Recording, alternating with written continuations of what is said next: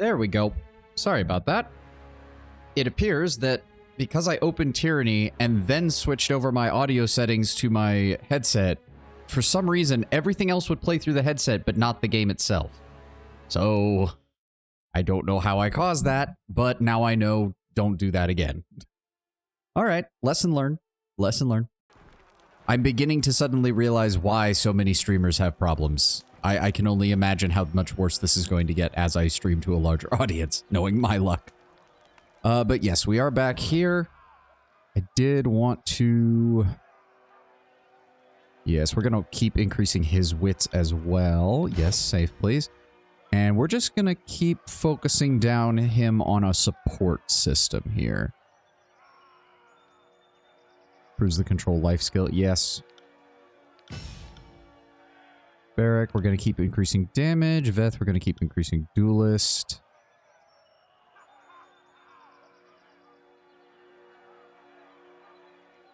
Cone of Magic. I know we need to start putting stuff into leadership as well. But other than that, I think the only other one I saw that I was thinking was this, because that just allows you to double down on parry. Better find a tech monkey. Yeah, I might have to. I might have to. I don't even remember where we were. Right, Death Knell wanted to talk to us. We can return to Isotanus when we get back to the area, and then they want us to search the northern clearing, and we have to take the outer valley. I was also... we need to do some inventory management. Forge-bound iron, that's not the issue. Honor Guard, Bronze Falx, two-handed weapon. We're going to go ahead and put that with him, so that way he's got a... There we go. 8 to 11 versus 4 to 18. What is that? Endurance defense, will defense, magic defense, parry, and dodge.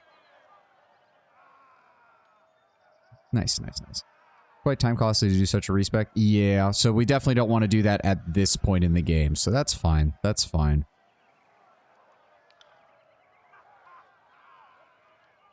We're going to keep that set up. Hopefully we can find some better light armor at some point.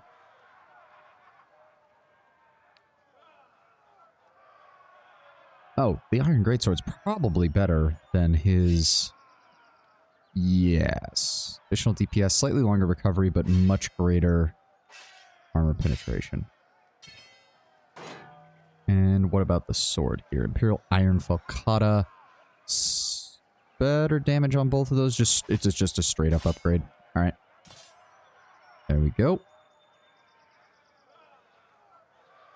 Forged Bronze Great Spear. I doubt that's better. Slightly lower DPS, higher accuracy, better recovery time, better range, and less armor penetration. No, no, no, no,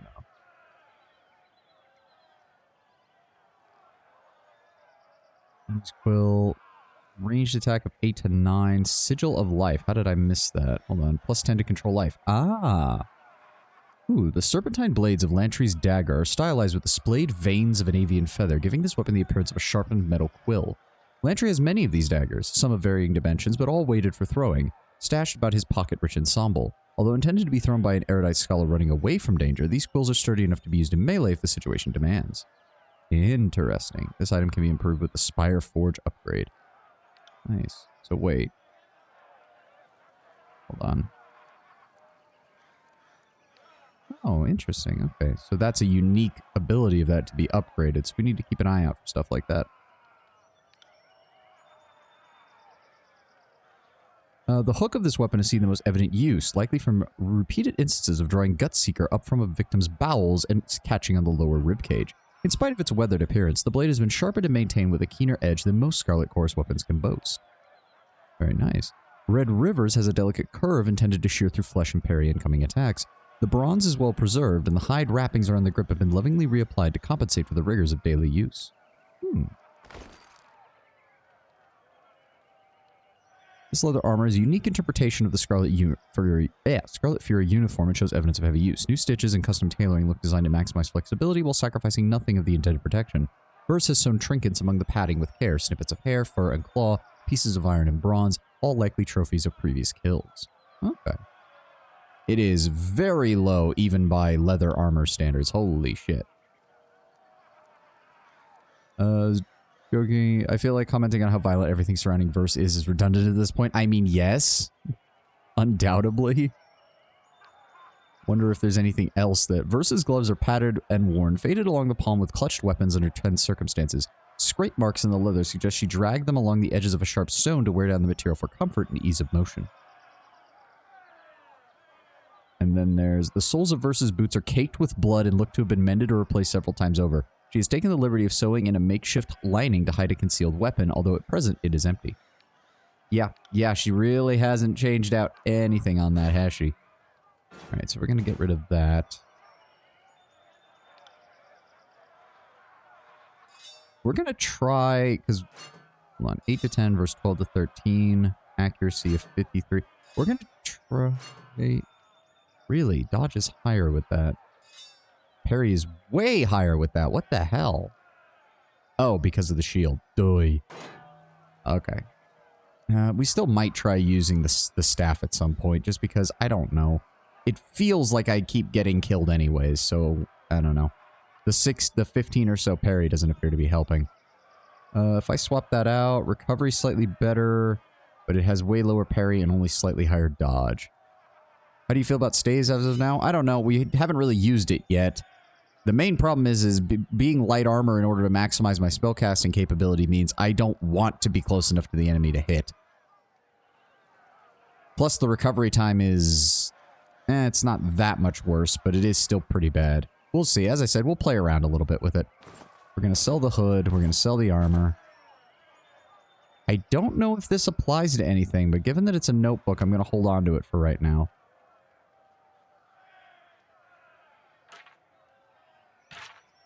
Okay, that staff just deals way less damage, but it attacks way faster, is the main thing. Crush damage versus dodge versus frost damage versus dodge. Has the same range. Don't forget, we need to return to the disfavor camp to talk to Captain Gorgelet. Yeah, I remember, but we should probably finish out... We're going to have to return to the disfavor camp anyways in order to talk to the Archons later. So our best bet is to finish up the side quests that are further out in the valley and then head back to the disfavored camp. In order to maximize our time save. Hold on. Nobleman's bracers. Slightly lose precision, that's fine. And we get better recovery. Okay, I'm fine with that. And Sage's hood.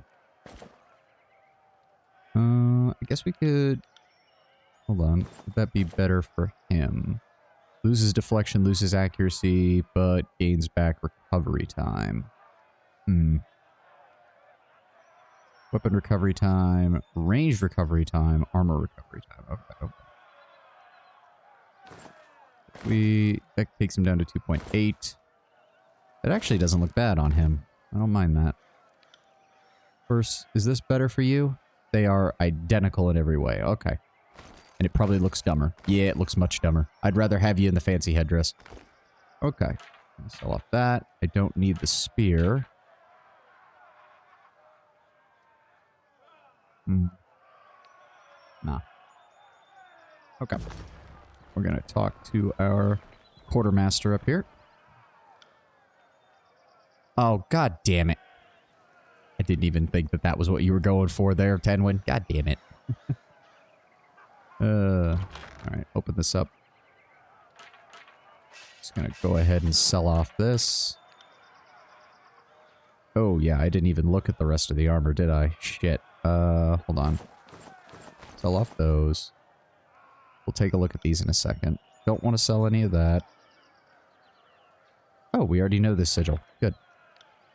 Nothing there, nothing there, nothing there. Alright. Go ahead and give me... Oh, very nice. There we go. It's actually a decent amount. Nothing I need to buy there. Okay, let me see here. That is... Ooh, really? No slash armor on that. That doesn't make any sense.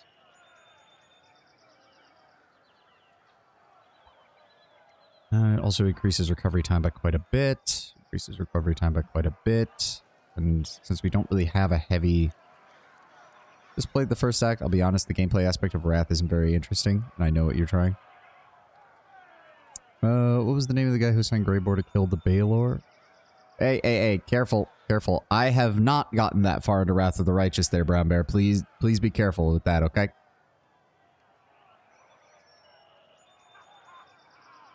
Well, to be fair, Tenwin, the gameplay of Pathfinder is very much D&D 3.5, so it is very much a case of a lot of the issues that I know, not Bethesda, God, Obsidian was trying to solve in Pillars of Eternity, the constant resting, the constant buffs before fights.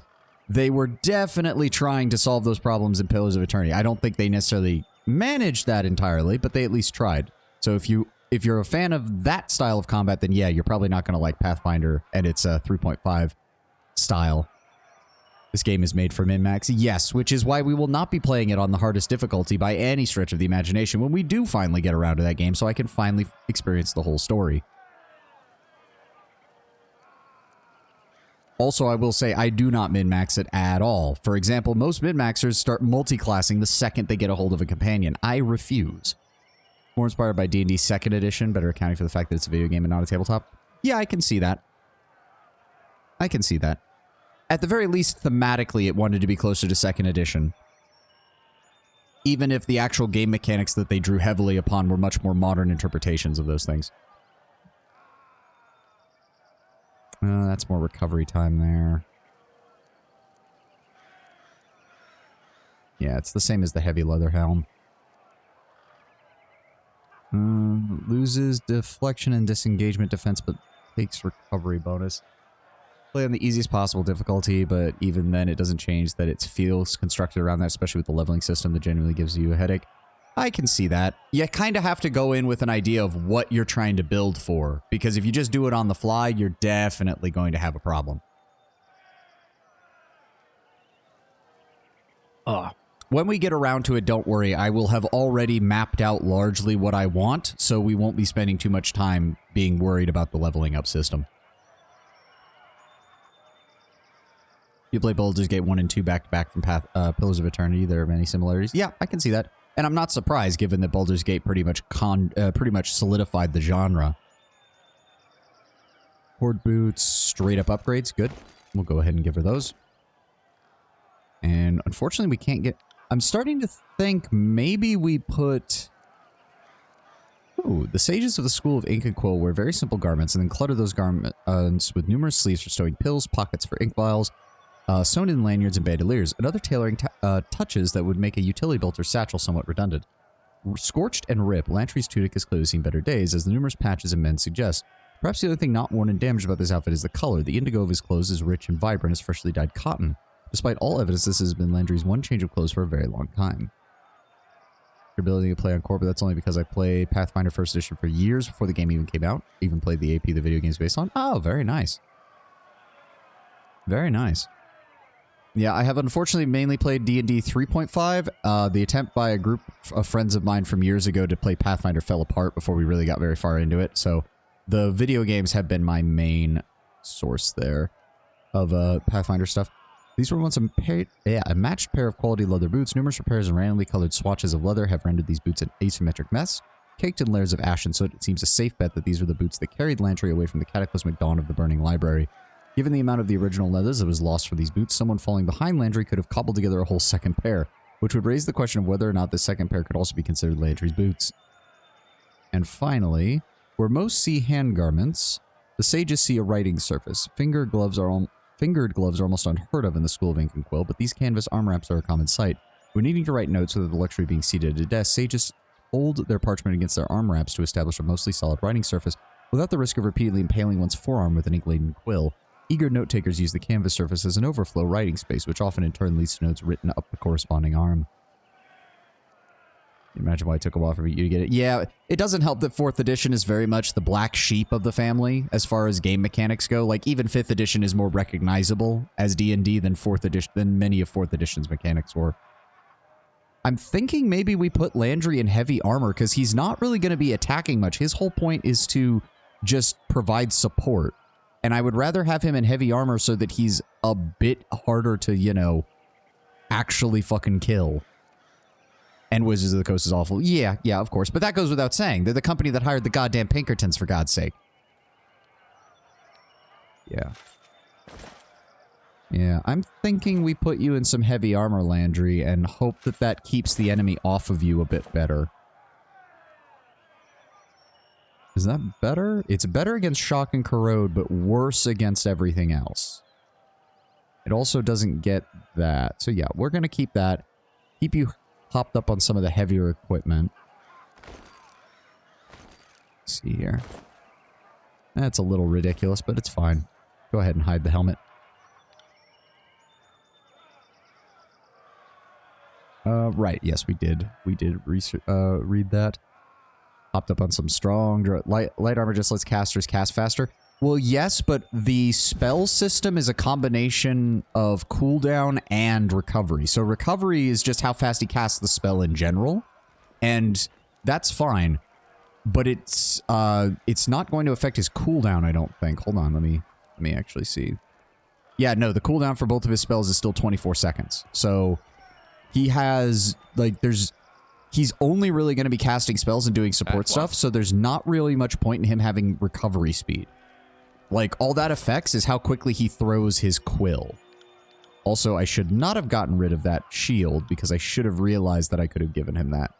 You could give him some offensive spells. That is what I was planning on doing. There is a lot of bookkeeping to do with this right now. What I'm mainly wanting to do is get this all out of my inventory for the most part. There we go. Go ahead and grab me some more money. Because I want to take full advantage of the fact that the game is letting me... Hold on, speed the game mode back up. Is letting me... Oh. Baz spits out a chewed bread into her open palm. These rations are foul. Taste it. Can't tell if it's poison or mold. I heard that our watch is spotted at his favorite scout by the grain stores. You don't think... I feel fine. It's probably just an herb to slow my hand in battle. Sabotage is a coward's weapon.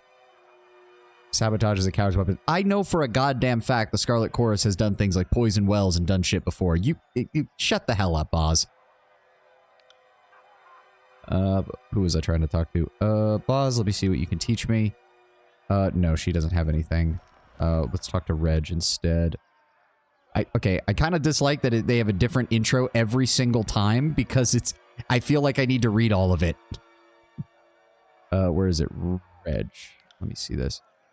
Subterfuge. I have... Oh, they stack.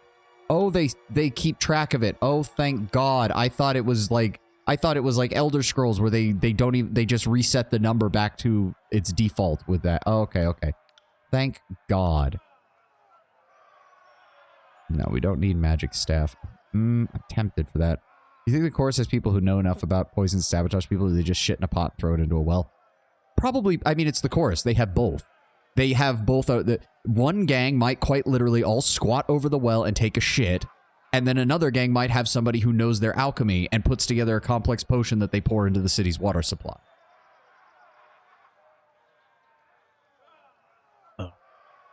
The Scarlet Chorus is a million monkeys at a million typewriters, but taken to a military conclusion. All right, I would much rather use these training things for fucking defensive stats, but I will bump my lore slightly because we have the money for it. Oh, and that actually... Oh, raises skill... So if I... Oh...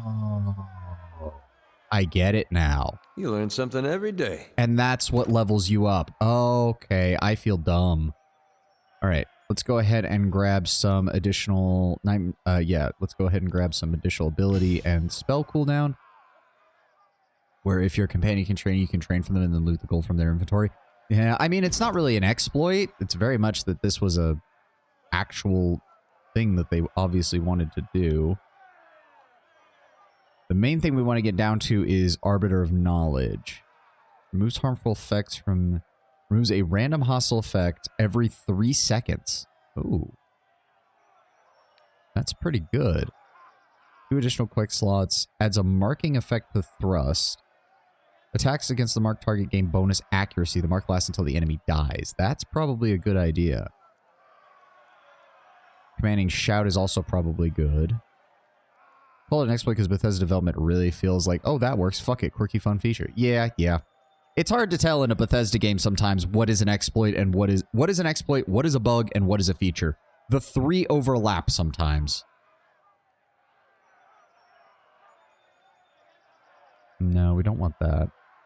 Abundant arms. Boost morale.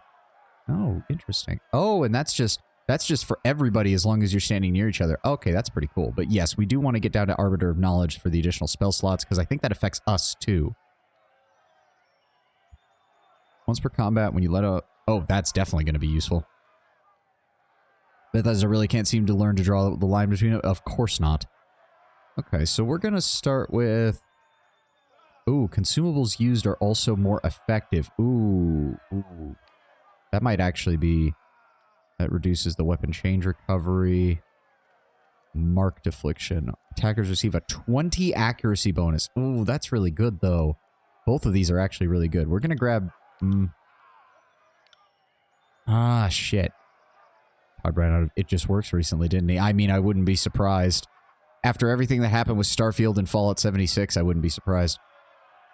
Because I've been using a lot of potions to try and keep people alive. But for right now, we'll focus on our combat effectiveness. We're going to go ahead and upgrade that. As I said, I'd much rather... Yeah, I'd much rather get some more control stats for my magic, as well as defensive stats, mainly parry. Because if I can get that one ability in agility, I can just forget about dodge and just take exclusively parry. Okay, so everybody's set up. Okay, since Tenwin, Lord Brownbear, since you're both here, I may as well ask, do you want me to spend the first portion of the stream just going through all the conversation options with the NPCs? Or do you want to just dive right into more quest stuff?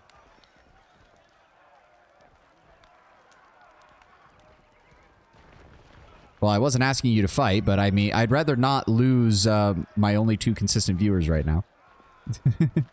Either or works for me. I mean, I just feel like the quest... At your service, Fatebinder. I feel like the conversation options are piling up.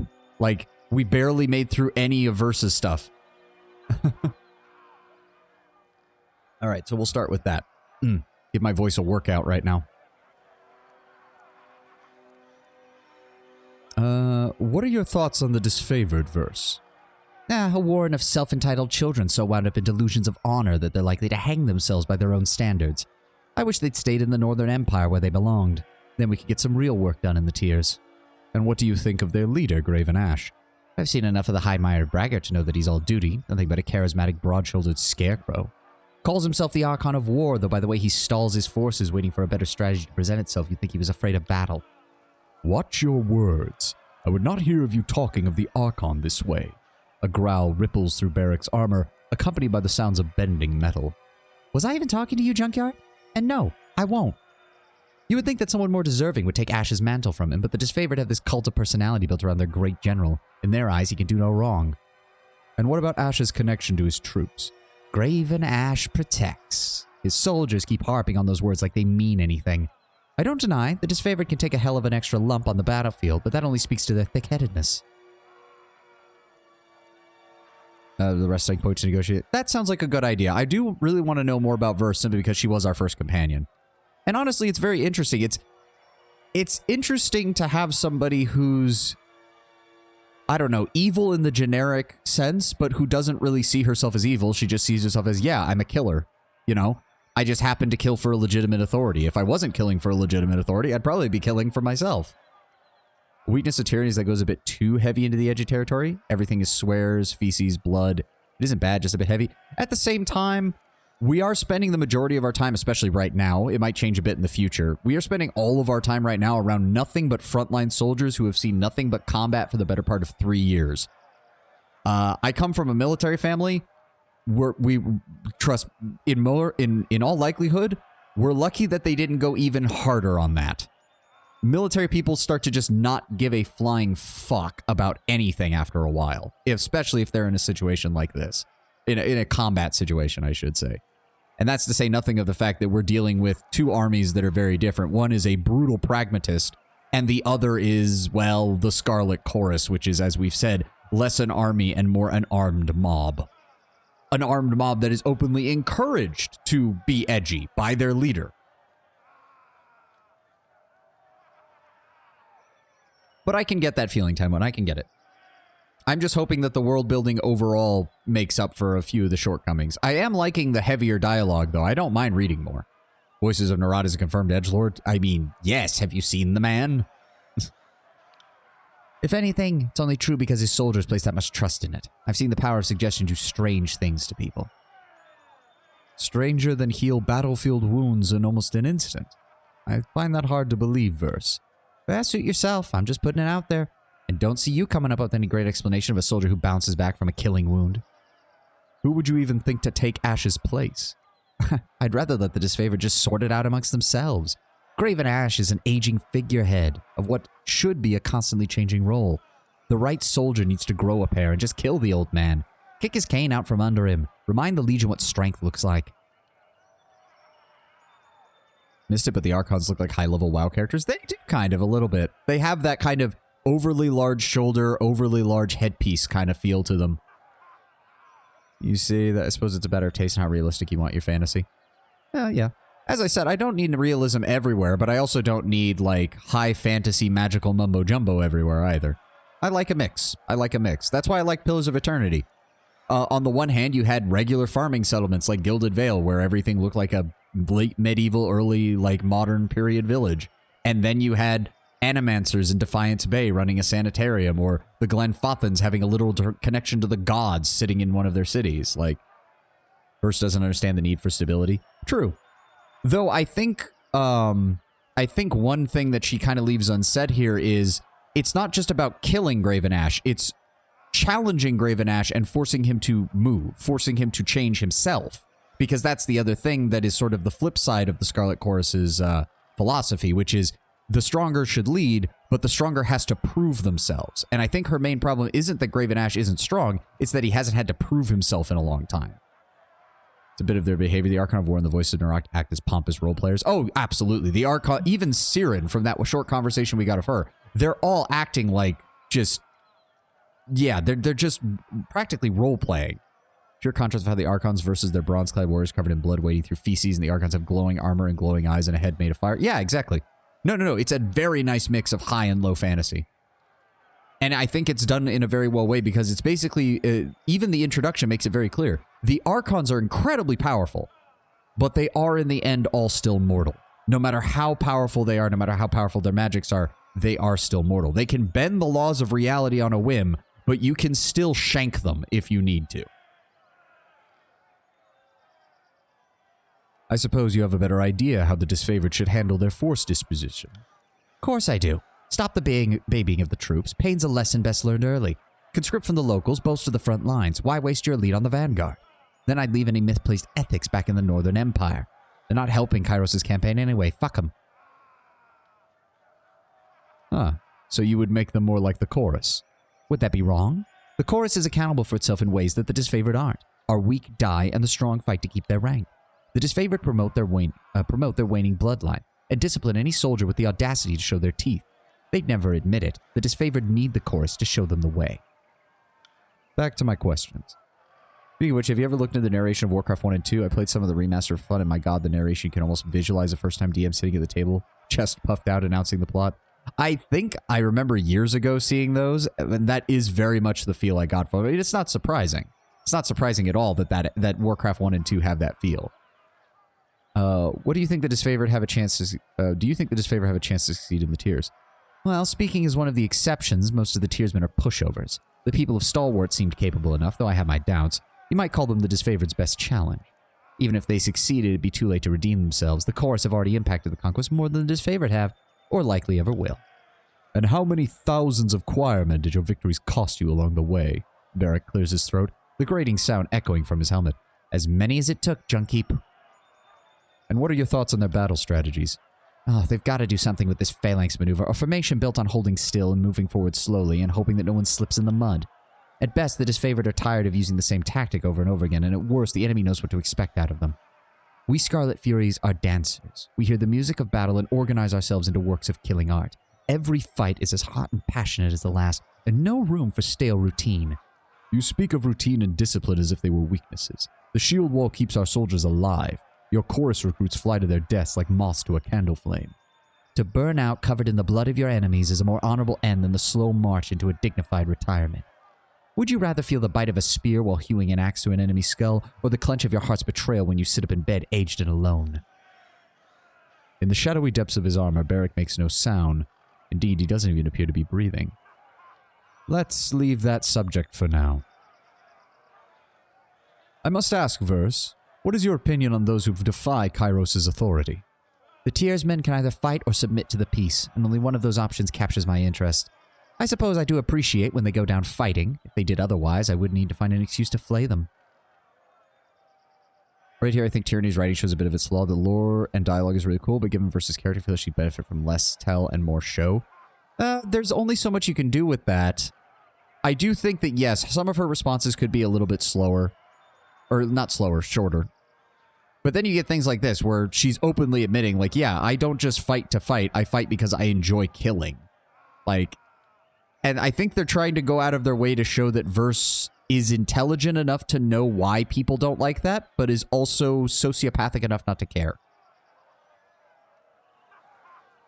Why would you die on the battlefield or die with family? Well, to be fair, she said old and alone, and her main thing is that she doesn't feel connection to anyone, so of course she would assume that other people would die alone. From any normal person's perspective, either choice feels very obvious. Yeah. Again, Verse is, let's be very honest here, Verse is a high-functioning sociopath, if not a borderline full-blown psychopath. Like, she isn't understanding, and very nihilistic on top of that. It's like either she's a high-functioning, either sociopath or psychopath, or she's so inured and nihilistic and obsessed with sadism that it's fundamentally identical, even if the actual diagnosis is not the same. They need to understand, either we unify the Tiers under our shared banner, or at the bottom of a mass grave, and that makes little difference to you, me, or Kairos. An interesting view of the conquest. It's a pragmatic one. The Scarlet Chorus caught onto the idea at the beginning of the campaign. If no one objects that we're here to carve a bloody path for gain and amusement, then by all accounts, that is our purpose. Besides, unification is such a vague concept that Kairos allows the disfavored in the chorus to interpret as they will. The Overlord is concerned with results, and I'm happy to focus on the details, especially if that means cutting off a farmer's leg while his family watches their land burn. She smiles at the pleasing memory. I suppose there is no shame in taking pleasure in one's work. No, there isn't, Binder. I suspect that we're going to make something great together, a line of bodies stretching as far as the old walls, and it's going to be beautiful. She looks at you with renewed interest. Did you fight in any of the notable battles of the war? I spent some time in Azure towards the end. Beastmen ripped my unit apart. We thought they might be working under Cairn's orders, but we never found out for sure. Let's change the subject.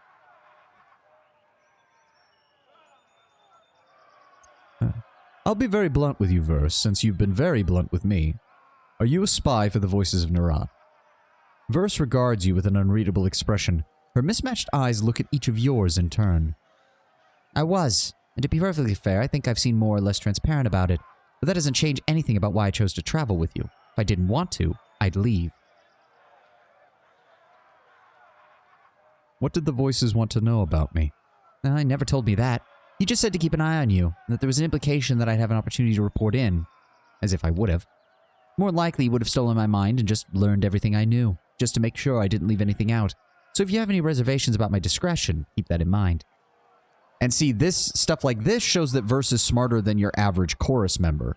Because she's seen enough of the voice of Nerat to know, like, oh yeah, he wants me to spy on you, but I know what he does to his sources of information. He just eats them in order to know everything they know. Like, she's like, I'm not an idiot. I'm not even going to bother trying to follow that because I don't want to die. At least not in that way. You were merely following the Archon's orders. No harm. Well, I'm grateful we don't have to make a big deal about it and waste our time wondering if we can ever trust each other again. Honestly, it's a bit refreshing. I like the idea that Verse is intelligent, but your next party member is a well-spoken soldier and a literal scholar who are both just as eager to gab your ear off. I realize now that writing dialogue is probably just an easier way to show character exposition and may have been the best option considering restraints the game may have had. Given that I recall reading that this game is designed to be shorter than your traditional CRPG, I'm not surprised. So I feel like they felt they had to front load some character exposition and world building into the character dialogues in order to get all of that handled. It's a trade-off. It's a trade-off. In a longer game, they'd probably be able to spread a lot of these choices that you're seeing here out over the course of the game, like they did with Durance or Grieving Mother in Pillars of Eternity. Why the voices go with the Scarlet Chorus? Because it allows him to casually eat subordinates for info without anyone complaining? Yup. Well, to be fair, it hasn't been explained. We know the Disfavored were the army of Graven Ash before he joined Kairos. We don't know if the Scarlet Chorus existed before the Voices of Narat, or if the Voices of Narat founded them. I don't think there's been any confirmation of that one way or the other. You learned a thing or two about fighting in the chorus. Would you care to do it? That would be an understatement, and I thought you'd never ask. Since you're obviously at a huge disadvantage, I'll let you pick our weapon of choice. I didn't realize this was an actual duel. We'll come back to that. We'll come back to that. At your service. What do you need? So we will try... Oh, God, there's...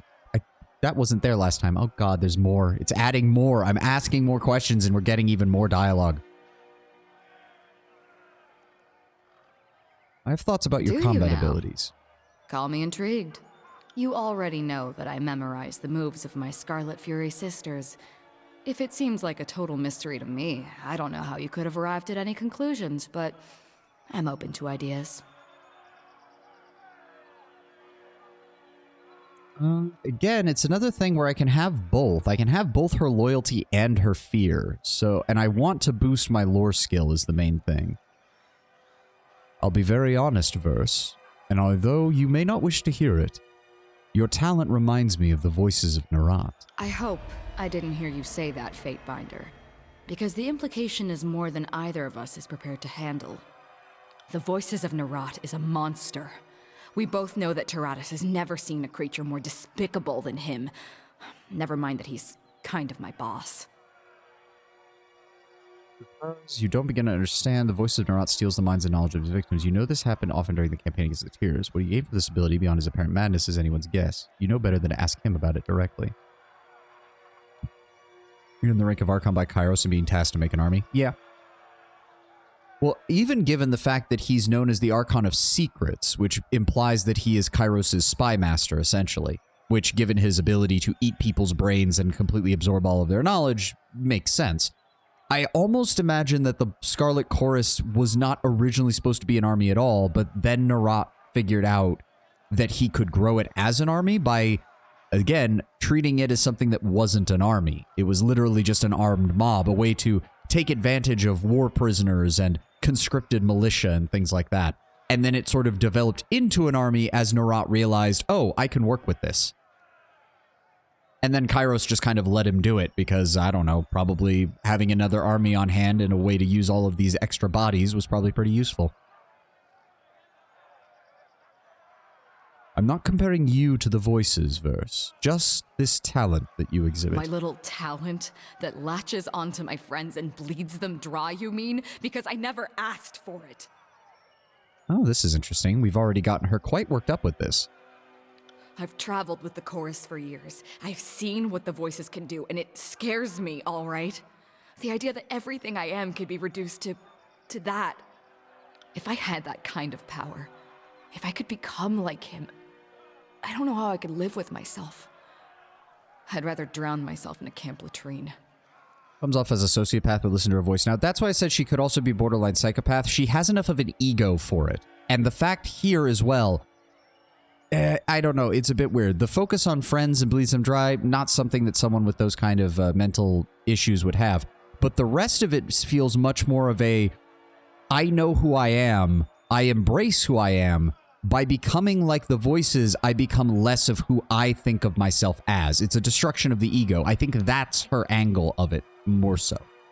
It's the destruction of who she is as a person, who she sees herself as, if she becomes like the Voices of Narat. And of course, given that the Voices of Narat, no one knows what their original personality was, she also sees the danger there of absorbing other people's personality traits. Why such an aversion, Verse? Because the Voices isn't... I mean, can you even call him human anymore? Everything I am has led me to this point. I joined the chorus, fought to survive, grew stronger than I ever knew I could be. I never needed to steal anything that made me, me. I don't want to be better by being someone else. The Voices is stronger than anyone and terrifying enough to lead the chorus, but he's also an overgrown parasite. And someday he'll stuff himself so full of voices that he'll burst. Yeah. That's what I see. I came to this point. I joined the chorus. I never needed to steal anything. I don't want it's. I mean, I get the repetition of I can be common for anyone. It doesn't necessarily mean an overblown ego or anything like that. But combine that with Verse's normal attitude, it is very much a case of Verse knows who she is. The voices of Narat are powerful, but can the voices of Narat really claim to know who they are after devouring the minds and souls of so many others? And that's what she's afraid of. She wants to die as herself. It's the same issue she had when Barrack brought up the discipline issue. She's like, oh, would you rather die in battle or would you rather die sick and alone in bed? Because she doesn't see sick and alone in bed as her. And so because it's not her, she can't contemplate anybody else wanting to see that. Again, I'm even willing to entertain that she isn't an actual sociopath, but that she's been raised, but because of her obsession with sadism and violence, she's essentially become one, or at least gained the traits of one, through the conditions that she's put herself in. She might still have empathy buried underneath all of that for those who prove themselves, for us if we earn her loyalty, for her sisters before they died, but it's something that doesn't come naturally to her anymore. It's something that she has to actually work at, and something that her environment, the Scarlet Chorus, actively discourages outside of very specific bonds in combat. You do not have to become like him. You just need to be selective. I'm sure he had the same idea when he got started. But you know what they say about power?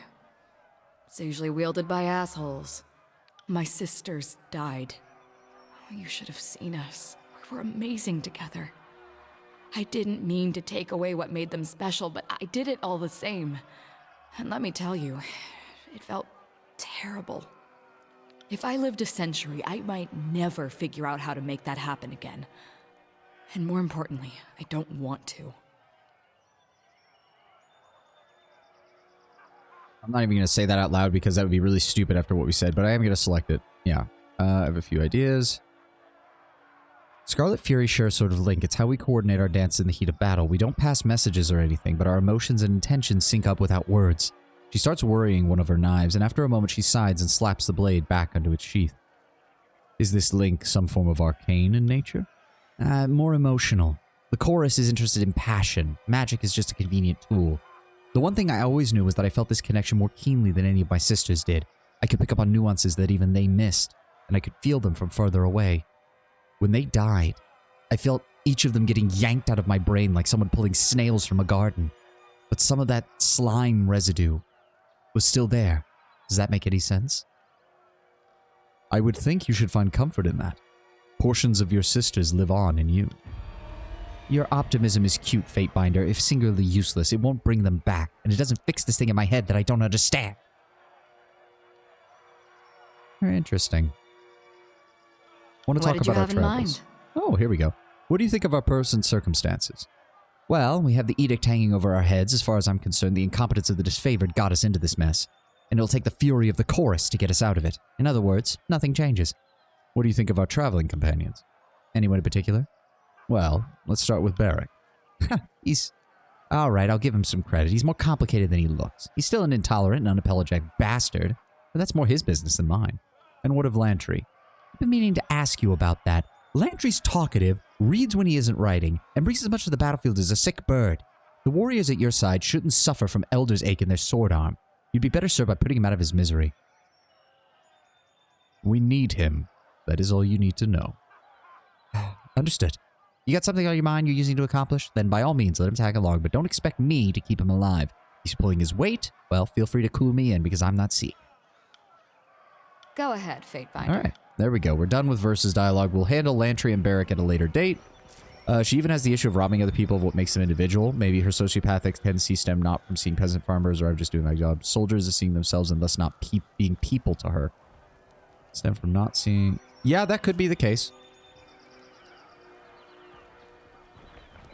That could definitely be the case. And that does fit in with the Scarlet Chorus, where they're just like, we give people the opportunity to do as they will, provided they fight for us. And Verse fully embraces that.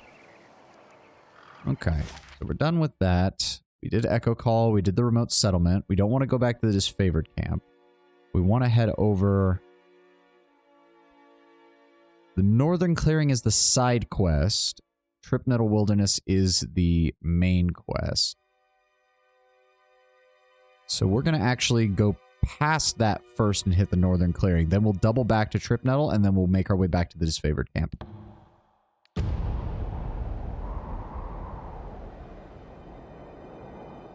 Oh, no random encounters this time. Very nice. And they're dead. Oh, we received a missive from Tunon. Hey, boss. What did I give him? A vaguely kind of vampire accent? Sovani, perhaps your continued and faithful service shall remind the Archons of their duties to the Overlord. One can hope. May fortune favor your endeavor. Tunon, the Adjudicate. Okay, that was pretty quick. I was kind of expecting more, but alright. Interesting. Oh, it's Tunon himself. Okay, okay. Okay. Oh, right. Landry. We wanted to... Let me see here. Channeled Strength. Ooh, we can create a cone of... Ooh, allied AoE. 30% damage and +2 resolve. There we go. Don't need accuracy. That improves the intensity. That improves the range. That improves the cone size. That improves the duration. I'm thinking we want that. Ah, no. What? Why did it... Wait, what? You cannot review or modify Restoring Touch until you learn the Sigil of Life. Oh, we actually don't know the Sigil of Life yet, do we? Oh, shit. Well, what about Illusion? What can we do with Illusion? Allied target, graze... hold on. Let me grab this one. Ooh, Foe AoE, Dazed Affliction, and Stunned Affliction. Ooh. Recovery increased by 50%. That's not bad. What about the ranged? Pulse Pit, right. Causes that. Interesting, interesting. Yeah, we don't know the Sigil of Life yet.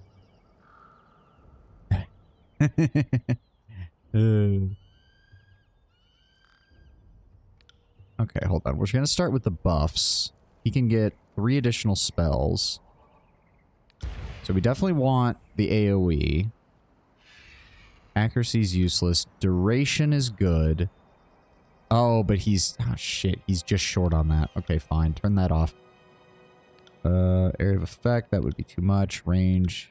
And that would be too much. Okay, okay, okay. We're going to assign that to him. Then, since he's also a support user, we're going to give him the AoE for the... Nope, that's still too much. Range? Range would actually work on this. That gives him the ability to inflict dazed and stunned on people. And lastly...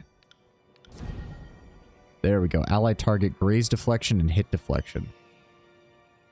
Reduce the attack by 1 hit result. A graze... Yeah, so 30% of grazes turn to misses. 30% of hits turn to grazes. At least I'm assuming that's how it reads here. Yeah, we can put that on people as needed. My friend tell you the preference and now you can't help but spot it every time you see it. I have a friend who'd find my entry hot. Yeah, he's got that older gentleman kind of feeling to him, doesn't he? He's kind of got that, what's that character that showed up in the old Modelo ads or whatever? Not Modelo, or Dos Equis or whatever. The most interesting man in the world. That whole thing. He's also got the voice. Yeah, I can see that. I can see that. Oh, interesting. So the melee version's actually really low on lore. You don't have to use too much of that. Yes, we're going to throw on that. That would bump it up to 45. That would bump it up to 50. No. 45 seconds. That's actually long that I don't feel the need. So we're going to add the range on there just so that it's easier. There we go. Now he's got some additional buff spells. We have 2 spells that we can choose for this. So I'm thinking we'll also grab the Sigil of Illusion one that allows us to knock an enemy prone. Does that actually do anything? Yeah, boost the radius to 2. We'll go ahead and increase the accuracy. Go ahead and increase that doesn't do us any good. That increases the damage, but it doesn't increase the length of the time that they're spent prone, which doesn't really help us. Fire cone? Yeah, I'm thinking that's another one that we're going to invest in. Limitless boundaries? That's just the radius. Duration. There we go, duration. That's what I want. So we've got a debuff there. And we'll go ahead and add in a cone of fire. There we go. Yeah, there we go. Mage Fire Affliction. Okay, that's good, good, good, good. Because the Mage Fire Affliction is nice, giving the additional damage. Ooh, it even provides an interrupt. And it's got an already pretty wide arc. Very nice, very nice. So, we have 40, so we can add the Intensity Sigil to increase the damage. Radius is probably a good idea. Area of Effect. Duration. That does increase the Mage Fire duration.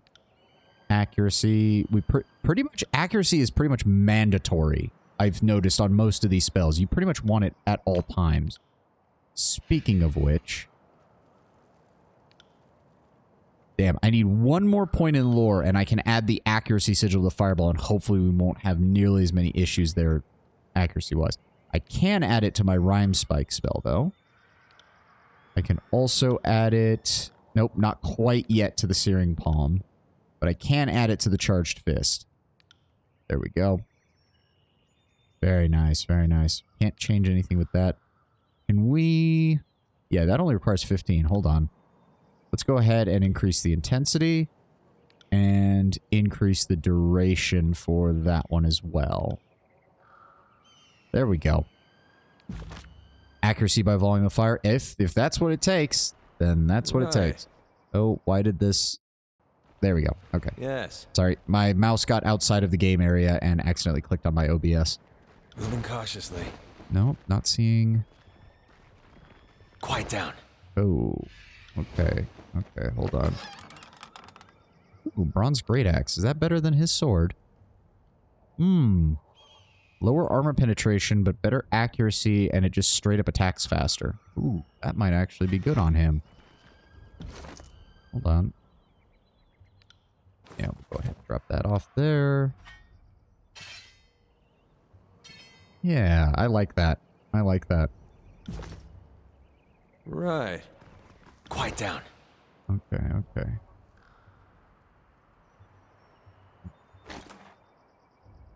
Hello. Oh, it's an Earthshaker. Okay. And that doesn't do me any good. And this... Slightly higher recovery. Slightly higher DPS. Crush damage. I don't know. Crush damage doesn't seem like it's that good, but we'll hold on to it for right now. Will do. So we've got at least 3, actually possibly 4 enemy targets up there. Let's go ahead and save real fast. They're a ranged weapon that also functions as a melee weapon is their main advantage, but from what I remember reading, their damage does not scale very well throughout the game, but Okay, how do we want to do this? Hold on, hold on, hold on. Melee, melee. That looks like a bow. That looks like a dagger, so I think that's also a meleeer. Okay, okay. Okay, verse. I want you to swing out wide. I'll do it for the north. Oh, there's 5 of them. God damn it. Of course. Vitality and might. So I'm thinking we... Hold on. Back up here. First, Just point me in the right you and direction. Lantry back up. Go ahead and... No, not that one. Give me the Titan's Touch on her. Step back into there. Okay, we've got a few seconds. Let's set up. Where is my fireball? Right.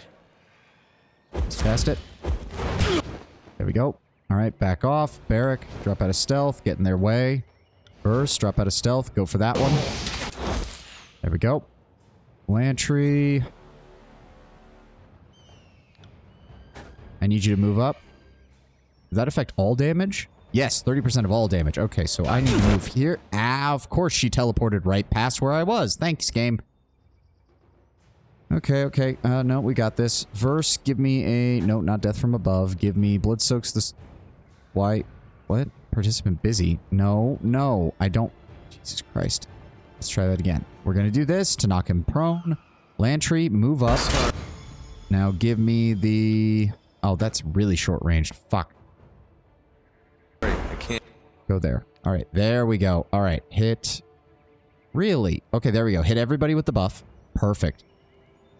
We're about to knock him prone. Come on, use the ability. Burst, why are you... Oh, for the love of... Fine, whatever. Whatever, I'll deal with him. Go ahead and use lightning. I said go ahead and use lightning, please. There we go. Oh dear, where's the rest of my spells? There they are. Okay, flash fire. Okay, move forward. Flash fire, hit everybody there. Lantry, go ahead and give us a buff. Thank you. No, she's doing fine. Lantry, give me Restoring Touch on me, please. Barrack, go ahead and target him. Come on, keep attacking people. Let's hit him. Hit him. Come on. Come on, kill him.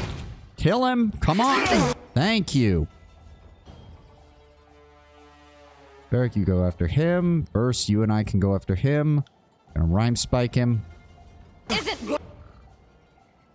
Titan's Tut. Oh, Unravel Mind. Lantry, can you give me up? Ow. Can we do this, please? Healing. There we go. Did that hit them? Lantry grazes the archer with some raw damage, but that should inflict some debuffs on them, right? Right? Yes, Dazed Affliction and Stunned. Very nice. There we go. Alright, everybody gang up on him. Going to Fireball. There we go. There we go. And we're gonna do that. There we go. Sweet! Nobody got knocked unconscious. Thank God. You there. You're not with the Oathbreakers. Okay. That can go in there.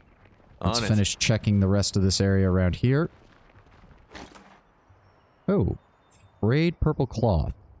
Tattered remains of an Iron Walker's cape. Ragged tears in the cloth obscure the sigil of the disfavored. This torn cape can be sold to a merchant as spare parts. Oh, okay. I thought there was a... What have we here? Aha. Topaz. Thank you. Very nice. Very nice. Slow and steady. Oh, by the way, right. Go ahead and keep increasing his might score. Going to add powerful multi-hit attack that dazes, stuns, and sunders. Ooh. Using the athletic skill. So first it deals some crush damage, dazing the enemy. Then it deals additional crush damage. Or no. Wait, what? Yeah, multi-hit attack. Okay, okay. Crush, crush, parry. Or crush, crush, slash. And it deals sundered. Reduces their armor. Stunned. Oh, that's nice. That's a really good debuff. When Barrack is in the party, all party members gain bonus experience for athletics, one-handed, and two-handed skills. Not bad. Yeah, that looks like to be the best choice right away. That is really good, in my opinion. Nobody else has anything right now? Nobody else has anything right now. That's fine. Nothing else around here. Okay.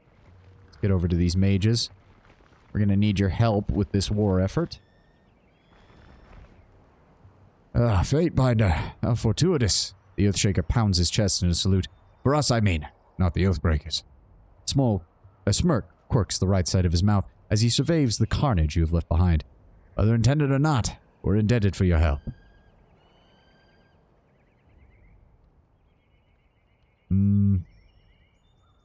Return the salute. You're most welcome. He spreads his dirt-streaked lips in a relieved grin. May the stones guide your step, and may you walk without falter on sturdy ground. I need to speak to Commander Ironcore. With tremorous fingers, the Earthshaker pushes his hood back on his sweaty forehead. He glances once to the group of weary, battered mages behind him before meeting your eyes.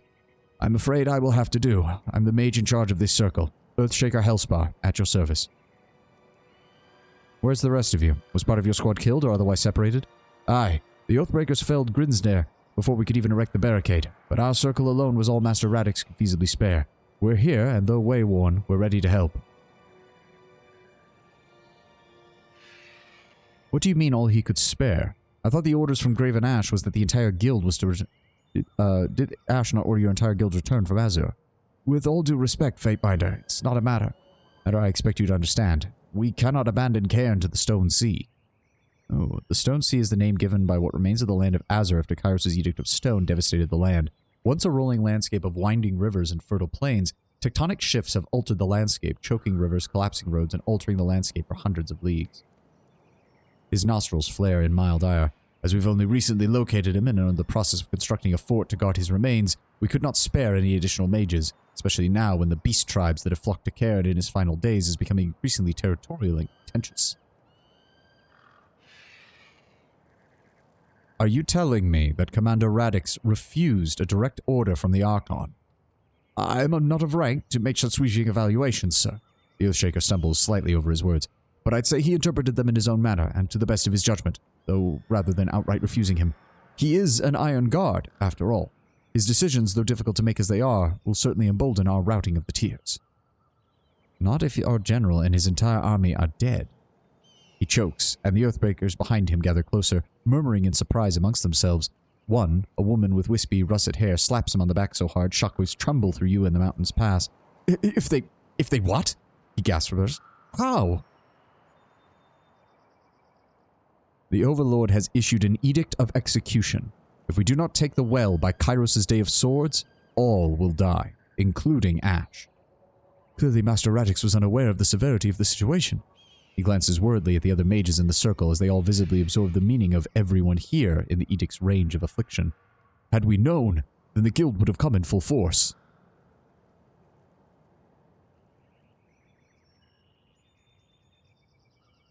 Regardless, you are here now. You are to report to Caveus at the disfavored camp. He'll have further orders for you there. Move. With a shaky nod and an even shakier salute, the Earthshaker gathers his circle and cloister together, murmuring or perhaps chanting in hushed voices. The battle mages begin their march towards the valley. The Earthshakers move this boulder with ease. Magic of that magnitude may be crucial for taking the well. Okay, that was a pretty straightforward sub-quest, or pretty straightforward minor quest. And that means now we can double back to the Tripmetal Wilderness.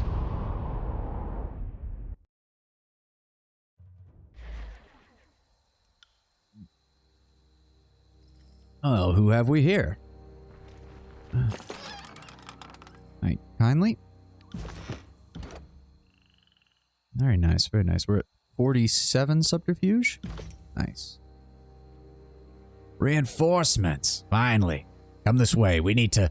The chorus warrior pumps his tattooed arm in a salute, but midway through the gesture, a look of confusion dawns across his painted face. Sister Verse! What did I do to deserve such a helping hand? A chuckle escapes the man before he shudders, placing a hand over his mouth. At once alert of the need to remain quiet, his voice drops to a harsh whisper. Fifth Eye has a damn sense of humor sending you. Verse returns a cold glare, but says nothing. You two know each other. This one used to run with my pack, until he left for Deathnail's gang. Motherless swine didn't even have the guts to fight me for the right to leave, just packed up and left with his coward's tail between his fat legs. And it was a wise move at that.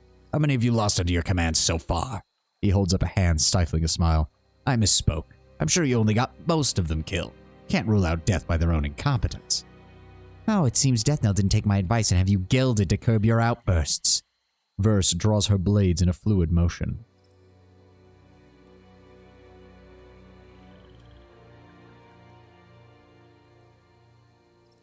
grab Fake Lip by the neck.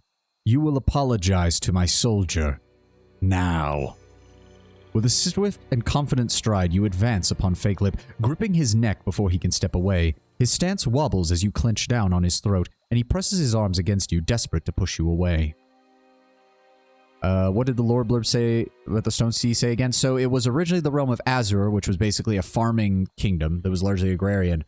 The Edict of Stone issued against Cairn basically tore up the entire landmass and basically, as I said, tore up the entire landmass. Hills were broken in half, roads were covered up, rivers were diverted, the whole land region just got shook into hell. At last, with tears in his, as he tears himself away from your grip, gasping for air and clutching at his throat. Apologies. Mistress Verse, I did not mean any disrespect. Of course you did, and I couldn't care less. But know this, you're not good enough to do it to my face. She sniffs and glares at him. Clean yourself up. Apologies. We've been in the field for weeks, answering to no one. I'd forgotten my place, Fatebinder. The enemy's camp is over yonder. He points to the northeast. We've kept an eye on them for the last couple of days. Some of them left a few hours ago, looking for food, maybe out on patrol, but they haven't returned yet. Might be wise to strike now while they're distracted. How did you find this place? It was a happy accident of sorts. He points east towards the mountains. We were up in the mountain valley with orders to keep the Oathbreakers in and keep any would-be allies out of the valley. Strangest thing happens. Tremors hit the pass. The tremors lasted a bit, so I figured they were magical, but there was no sign of Earthshakers or anybody.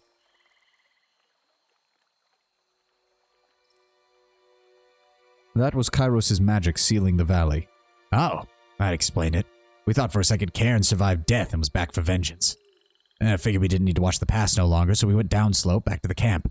He points with his eye to the north. New fish in the gang's got good eyes. And she spotted the campfighters from up on high. We got curious and swung out this way, and that's how we got here. What's the plan now? Well, I've already lost 2 of my gang in the mountains, and we've been on half rations for the past few days. So until we get a larger contingent, we're not going to win any fight we start. Now that you're here, though, I figure my gang will hold back and keep an eye out for trouble and swoop in once things get messy. As a Fatebinder of the court, I will handle this. No need to push your warriors past their limits, I suppose. Smiling broadly, he claps his hands in approval. Kairos would applaud your bravery. My gang and I will lurk nearby. When you make your move, we'll descend in and help with capturing Florian. Don't worry, I'll let the others know you did the heavy lifting. I'll cheat at battle, but not with reputation. Well, hopefully, if they do have scouts that are still scattered around, we can find them and kill them before they rejoin the main group. Stay downwind of our enemies. Moving cautiously. Spotted something. Camping supplies. Big potions. Waking Death. Very nice. And another... Is that a one-handed axe? That's a one-handed axe. I mean, we could see if Verse wants something like that. I don't think axes would be really her thing. And that is a Staff of Storm's Heart. Additional DPS due to the flat shock damage. Doesn't even have a range of damage, just has a singular number. Does have a slightly longer recovery time, though. And unfortunately, we just straight up have better control frost than we do the other abilities, unfortunately. Let's see here real fast.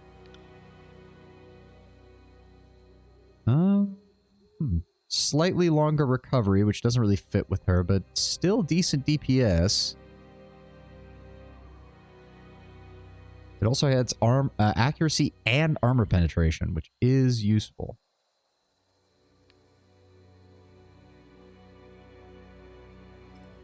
Yeah, wait a second. Oh, it's not counting the minor accuracy, but so it actually would lose out on accuracy to that. Never mind then. Also, I think the axe worked out really good in that last fight, so we're going to have him keep that for now. As for the... Where are they at? We got 3 left on him. We got 7 on her, 4 on him, 3 on him. Okay. Go ahead and drop the... Come on. There we go. We didn't pick up any shields, did we? No, we didn't. Deflection, accuracy, no. No. And that was a match for that. Okay. Oh. Interesting. So, hold on. I thought he said to the north. Why are there guys down there if he said their camp was to the north? Hold on. You didn't see nothing. Unless the How'd you camp take a look wraps at around that? the area. Oh, there we go. And some fruit. Quiet down. Let's see what we can find up here. No, nothing so far. Oh, okay. So yes. Okay, so the camp has 2 entrances, I would guess. Or no, this area's been barricaded off. I see how they did this. So Kairos flexed on the leaders of the Earthshakers with his own earth magic, pretty much. Sun Soldier, Pollux Floor. So yeah, we have to go in through the back down here. Okay.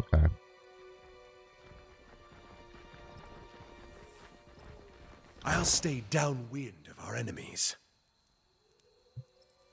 Do this. We got 2 right there. That should be easy enough to handle, I would think. I'll do it for the north. Oh, there we go. Perfect. You got it. Consider it done. What have we got here? We've got, looks like a throwing spear and another throwing spear. Some kind of one-handed weapon from the looks of it. Let's go ahead and save, just in case. I've learned not to underestimate this game's combat system. Nope, not flash fire. Go ahead and give me fireball. Sorry, I can't. I don't like that you can't target the ground in between enemies in order to hit multiples. That's a little aggravating. Sorry, I can't. That's the case, actually, Landry. If you could go ahead and open us up here with Quill Strike. There we go. Now pull back. Barrack, drop out. Go after him.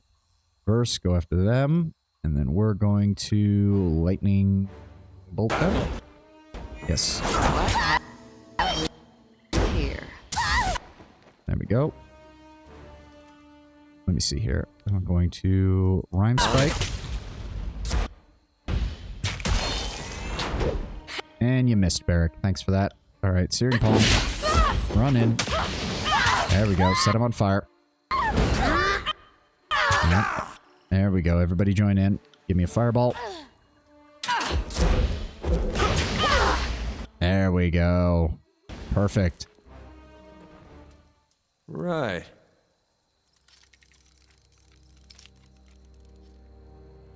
Okay. Quiet down.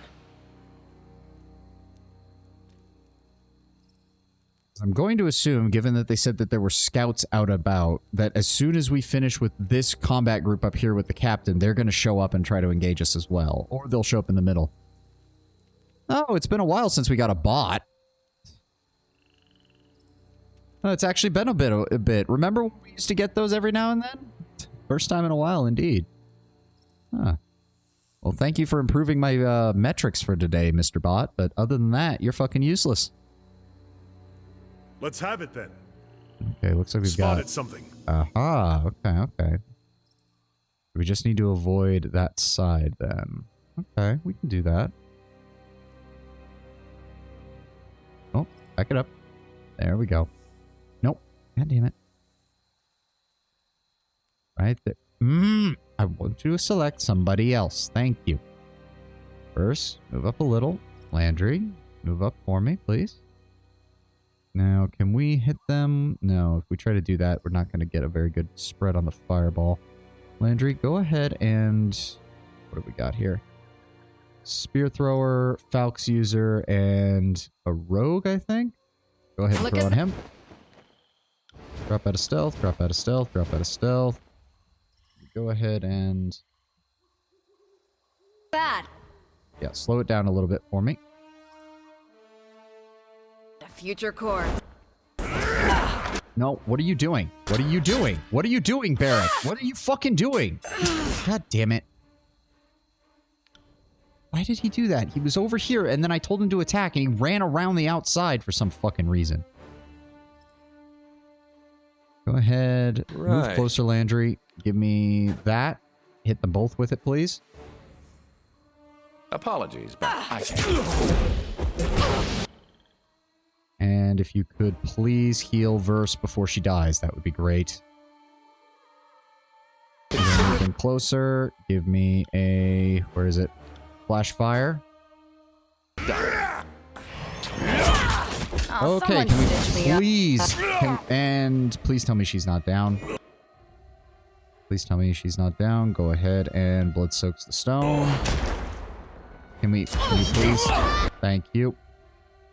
First, I want you out. Get the fuck out. I don't want to deal with another fucking bullshit.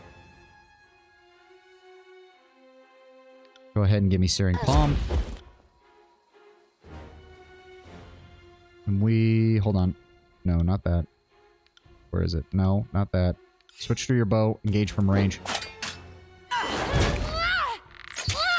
There we go. And I want you to take... Rhyme Spike. Hit him with it. Come on. There we go. Push back to your blades. Kind of don't like that the enemies aren't dropping anything. Like, that's a little bit aggravating. They won't see me coming. You'd think we'd at least get some salvage or something from them in order to sell for a Spotted little bit something. of... Go ahead and disarm that. There we I got it. Okay, so we've isolated their camp here in the middle. Let's make sure there's nothing else further to the north. On the lookout. I don't want random enemy units to suddenly just start attacking us from other directions. Stepping lightly. Anything up here? Nope, that's the just the lookout. area that they cut off. All right. Come on. So we need They to head won't see in me this way. coming.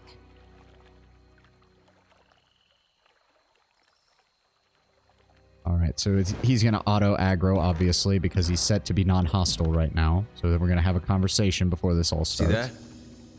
Hello! Oh, hold on, let me stretch for a second. Oh, my back. Oh, there we go. There we go. I see the Overlord's peons have arrived. Blades up. Falcons in hand and ready for battle, the Vendrian captain bellows orders to the warriors of his camp. Dressed in tarnished bronze and sporting countless scars across his arms, Pelox Florian towers over his peers. If you value your life, drop... His words fall silent as he scans your face in careful detail. I know you. How in Taratus do I know your face? The Peacebinder. The warrior relaxes his grip on the Falx. Come to lecture me about us not holding up our end of the surrender. If you value your life, Peacebinder, drop everything and flee. If you stand and fight, well, I'm happy with that option too, but it would seem unsporting for me to suggest it. I left my blue flag back at camp, but if you're willing to talk, well, I'd be willing to as well. You want to talk? Florian looks in either direction at his soldiers, gauging their reactions. Fine. Speak your mind. Try anything funny and I'll run my Falx clear up your backside until you taste bronze.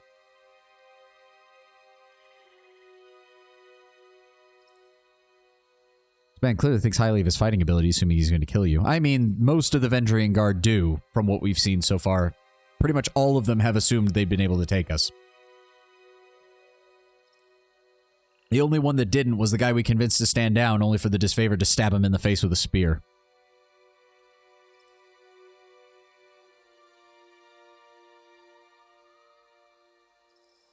Huh. He didn't, but I'm actually kind of interested in what this is as well. Hold on. I must ask, Captain Florian, what are you doing out here? Preying on wayward soldiers? He shrugs with a pained smile. Did you just come out here for a chit-chat?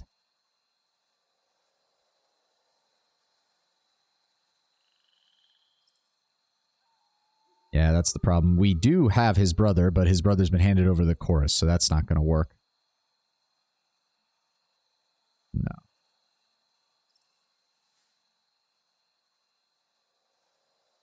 Sent me to inquire about the disfavor taken captive during the uprising. I mean, I want to know about that, but we haven't been sent to do it, is the problem. But I also want that experience. The Scarlet Chorus wants you. Just you. The rest of your warriors are incidental. They walk away now. No one will care. You better have a damn good reason for spilling our plan. You speak very freely of our plans, don't you? I have little love for the chorus, but even I wouldn't divulge the secrets to the enemy. Curious. I'm almost flattered. Florian nods slowly, pondering your comment as he studies you head to toe. Why tell me this? What angle are you planning at?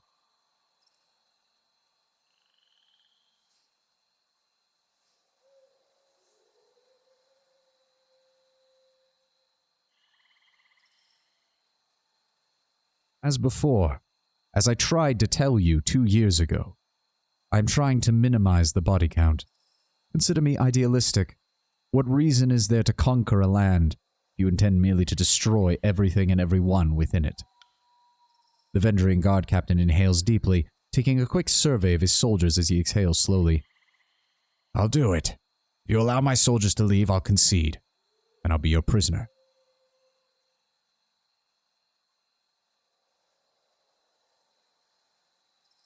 Surrender, and the rest of your crew may leave.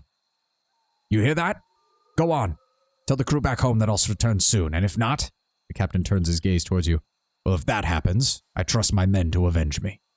But if the Spakebinder speaks true, I'll be back soon. I'll even bring back a souvenir, the severed head of the voices of Narat.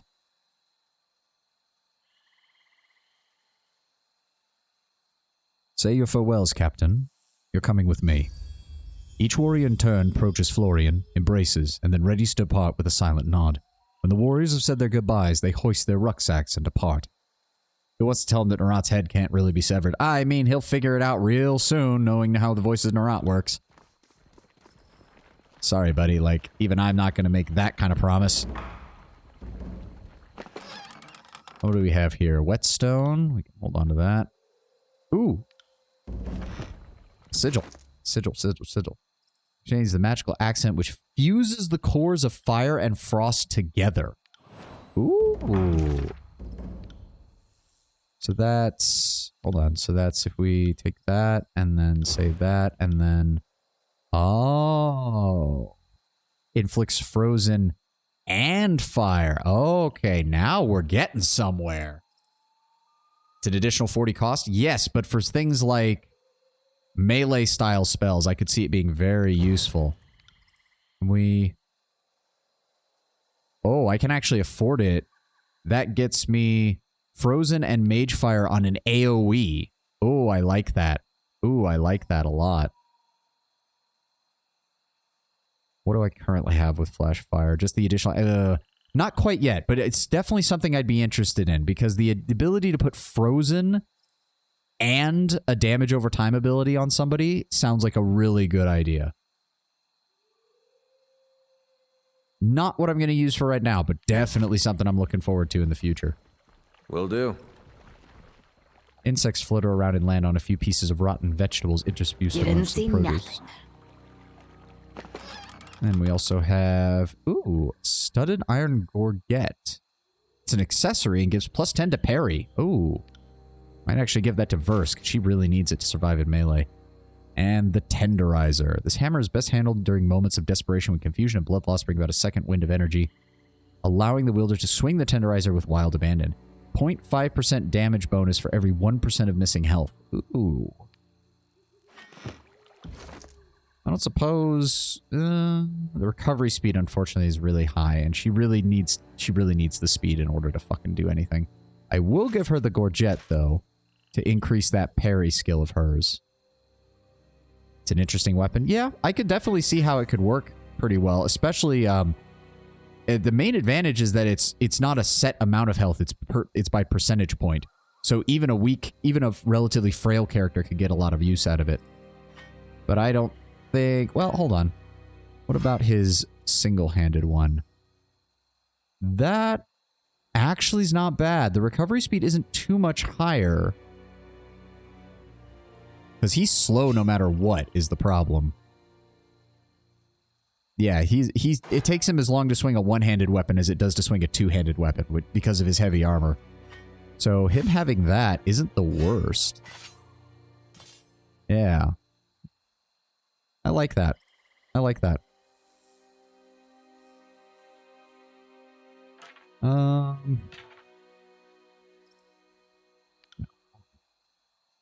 Slightly higher DPS, slightly longer recovery time. Control lightning and magic staff versus Control Frost and Magic Staff. 45-44 and 36-44.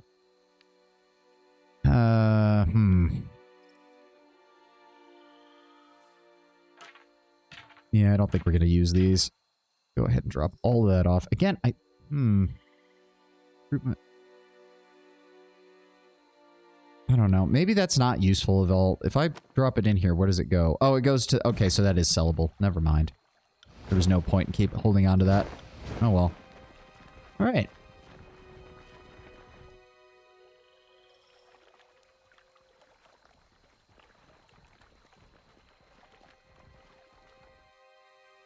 Striding into the camp at the tail end of a sprint, the Scarlet Chorus warriors begin to speak, but stumble forward, bracing himself short of collapse as he catches his breath. More. On the way. His words roll out between labored breaths. Patrol for this morning. He's coming back. Oh, look at that. He smiles, an exhausted grin through heavy breathing. The captain's in one piece. Hell, the voices will be most pleased. The captain looks down at his feet. A slow smile creeps over his face. Well, you haven't won just yet. The second patrol should be returning right about now. If you can tackle the incoming patrol, me and the gang will see Florian is brought to the camp. The warrior salutes with a wicked smile. Oh, and I'm to tell you to report to the disfavored camp afterwards. The two Archons are gathering for another one of their meetings and demand your presence. With any luck, maybe our fearless leaders are finally ready to deal with these Oathbreakers once and for all. I'm assuming the patrol is going to come right after us. I got it. Yeah, here they come. Okay, we'll set up here. Let's be off. Hold on. Set up here, because Barrack can hold this front line pretty effectively. I want you... Let's see. Surge of Glory for 20 seconds, so we want to hold off on that. 1, 2, 3... Wait a second, where's this fifth spell?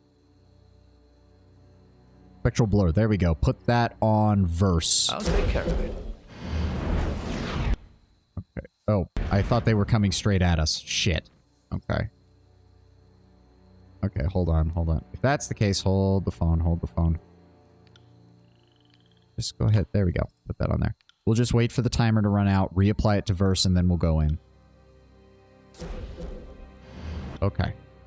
Stealth. Move closer. What is that? At least 3? Possibly a 4th one. It wouldn't surprise me. No. Move forward. First. Move up. Lantry. Go ahead and give me... Throw. Draw them in. As you command. There we go. 2 bowmen, a falxman. Okay. Barrack, go after the falxman. Looks to be 3 of them. Yep. Give me a fireball on him. Lantry, go ahead and give me Titan's Touch on Verse. Right. Verse, go ahead and assist with that. Lantry, go ahead and give me Dazed Affliction on the meleeer. We just need to power down him. We need to power down him as much as possible. Let's go. Kill their frontliner and let's punch through. Okay, Lantry, fall back. Fall back. Verse, switch targets. Can you heal yourself? Yes, you can. Good. Then we're going to Searing Palm again on him. Go ahead and... No, save that. He's actually doesn't have much health left. Ow. That hurt. There we go. Now we're going to... Let me see here. False Pit. Knock that guy prone. Will do. Barrack, go ahead and give me that on her. Mocking Iron. No, there's no point in that. Even ash protect. Ow. Go ahead and give me Surge of Glory. Hold on, hold on. Move up. There we go. Where is it? Surge of Glory. Hit everybody. Give us the bonus damage. Go ahead and Lightning Strike. There we go. All right, everybody team up on him. Lantry, get the fuck out of here.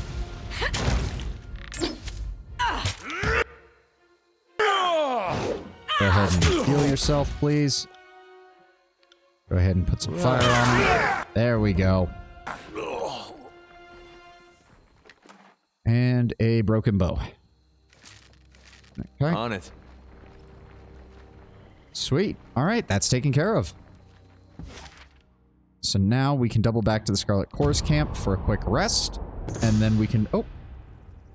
You're following the road through an expanse of scrubby woodlands, crooked oaks, and dry-nettled pines grasping towards the sky when you catch the sound of a child's laughter filtering through the trees. Investigate. Abandoning the road, you make your way to a small tributary of the Mittani, snaking through the sparse forest. There you discover a group of 4 youths gathered outside the small stream. 2 of the children sit on the rocks, poles in hand, staring patiently at the water. The other 2 are seated near a bucket, taking turns whacking eels along the ground to stun them and carving up eel meat. Oh. Clearly you should kill them. Brown bear. We are trying to be effective evil. You don't be effective evil by randomly killing children in the middle of nowhere. Speak with the children. You step out of the woods, drawing the attention of the children who eye you warily. The eldest youth, almost a man grown, notes your heraldry and hawks a ball of phlegm into the reeds. What in the hell is a sniggle?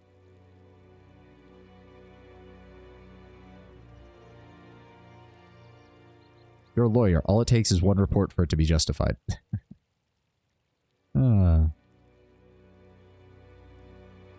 Fish for eels by pushing a baited hook into holes in which they are hiding. Oh, okay. It sounds dirty. That's all I'm saying. We'll tell them a story.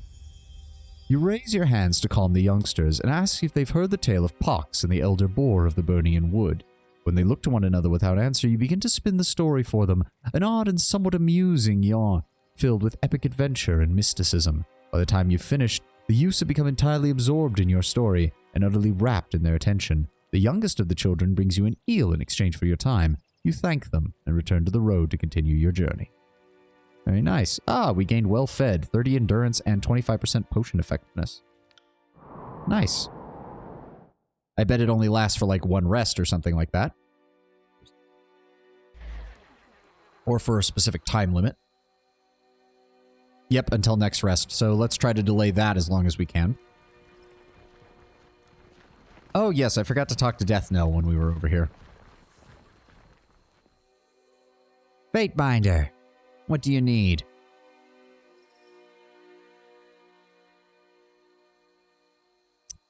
It doesn't lose us favor, so I have no reason not to. With one swift stride, you close the distance between the two of you and land a punch squarely in her stomach. The force of it knocks her back a pace, causing her to take a knee. She lets out a few coughs, before regaining her composure and standing back up. You have some explaining to do, Fury. I do not appreciate being used. We are both members of the Overlord's army. Had you simply requested my aid, I would gladly give it, rather than being tricked into it. The Fury cannot contain her glee and begins to laugh, but quickly winces at the pain that it immediately causes. Oh, come on now. I knew a fighter like you could hold your own against those Oathbreakers. Knew it the moment I laid eyes on you. She winces again as she slowly unsheaths her sword and hands it to you. Clearly I've ruffled a few feathers. Take this as a sign of no harm done. Ooh, cleansing charm, immunity to poison. Ooh. The Regents of Stalwart donned arcane amulets as a barrier against competitors who shared their feasting table.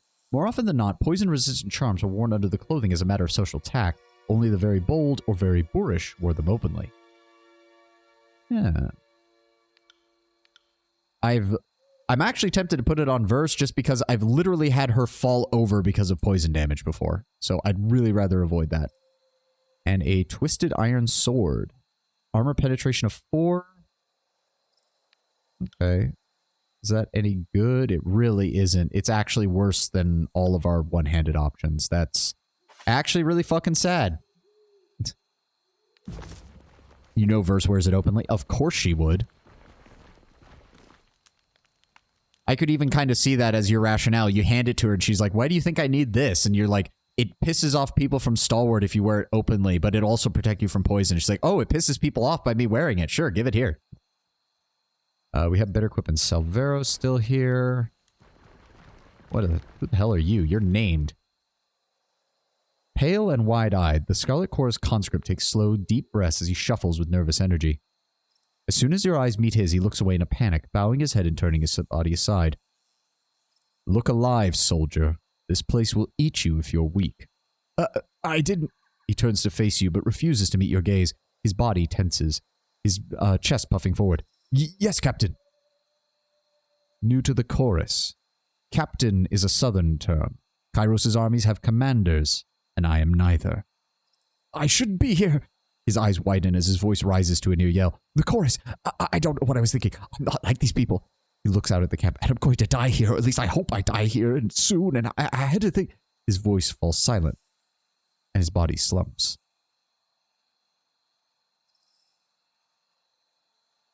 And just why is that a mistake?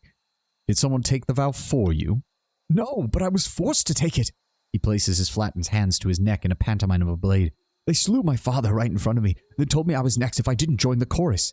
I'd never even served in the village watch. I didn't know it would be like this. Never served in the watch. How old are you? How old? A startled look crosses his face. I'll be, Pa said I was born in 418, so that makes me, He lifts up his fingers to count, though the gestures seem entirely an act, and he trails off, mumbling incoherently. Nonetheless, the vow is made to the Archon of Secrets. Only death will release you from such a pledge. In that case, he puffs up his chest as his face becomes flushed red. I ask that you release me from my vow. I am feeling generous. How about I give you some pointers? Pointers? Captain of what sort? With the Archon of Song, we know the chorus isn't afraid of utilizing teenagers. Oh, of course not. If he's strong enough to hold a sword, he's strong enough to go. I imagine that if any children are picked up by the chorus, they're probably essentially adopted by specific members who try to show them the ropes, and well, if they live long enough to become full-blown members, then they do, and if they don't, oh well.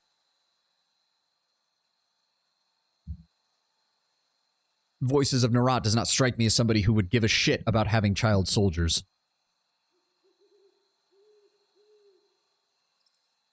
Imagine the children most likely serve as camp slaves. Most likely.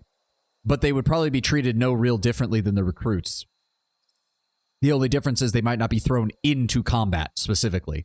But if they piss someone off in camp and that person slits their throat, well, no one's really going to give a shit.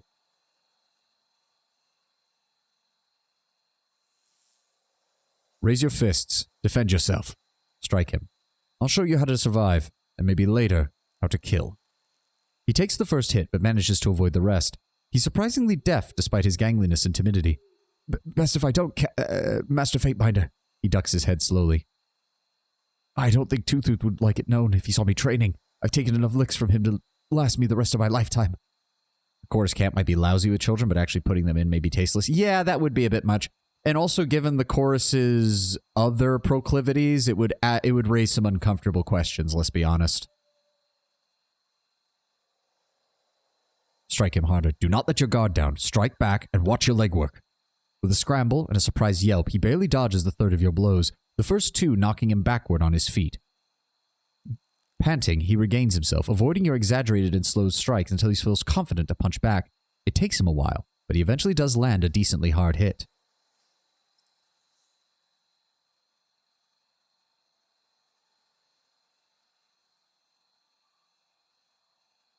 Good. Keep that up, and you'll be a decent warrior in no time. Do not show weakness among the chorus, Vittlers. If you do, they will kill you. The trick is not to get hit, right, Captain? He scratches a hand through his matted, sweaty hair and grins warmly. Then when the timing's right, you've got to strike back quick. Now, now this is interesting. Bled and Mark. Bled and Mark is Kairos' knife in the shadows, the unseen drop of poison that enforces the Overlord's will. He reports to Tunon the Adjudicator, serving in his capacity as the final word to those who hold Kairos' law in contempt. Few know the origin of the Archon of Shadows, or how Kairos maintains a hold on him. Those who anger the Archon never live long past sunset. So someone is watching us.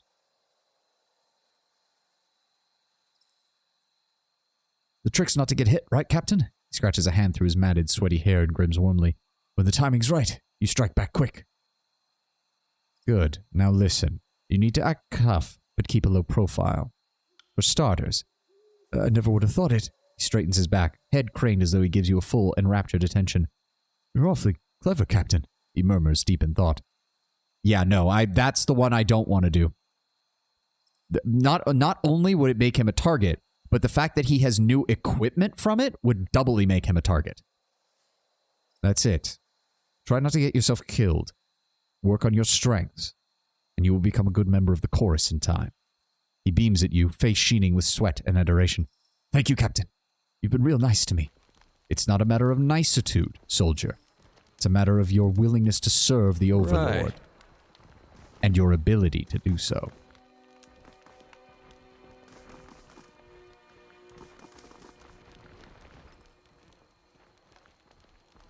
No, I have to agree with what Tenwin said. It was already in my mind. Giving him the rings just makes him a target.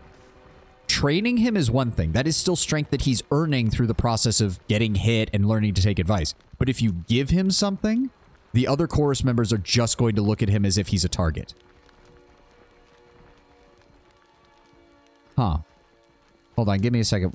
Something is... Hold on. Something is... Okay, OBS is just being weird. That's...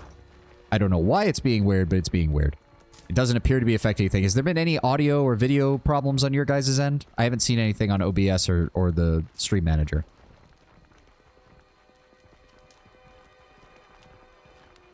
Nope, it's fine. Okay. There's just some slight lag when I glance over at OBS. The audio settings that are usually really fluid are kind of jumpy, and I thought something was going on with my audio settings. But when I select off of the tyranny window, it all goes back to normal. So it must just be a visual glitch. Okay, Variah Kell. Oh, so you've, Yep, okay, so she's fully integrated, at least as well as she can be, I suppose. Oh, what the... A young beast man stands in the shadow of an enormous beast woman whose stature still manages to loom over you, even in her crouched position. The beastman's mouth froths with spittle that launches in every direction as he snarls at her.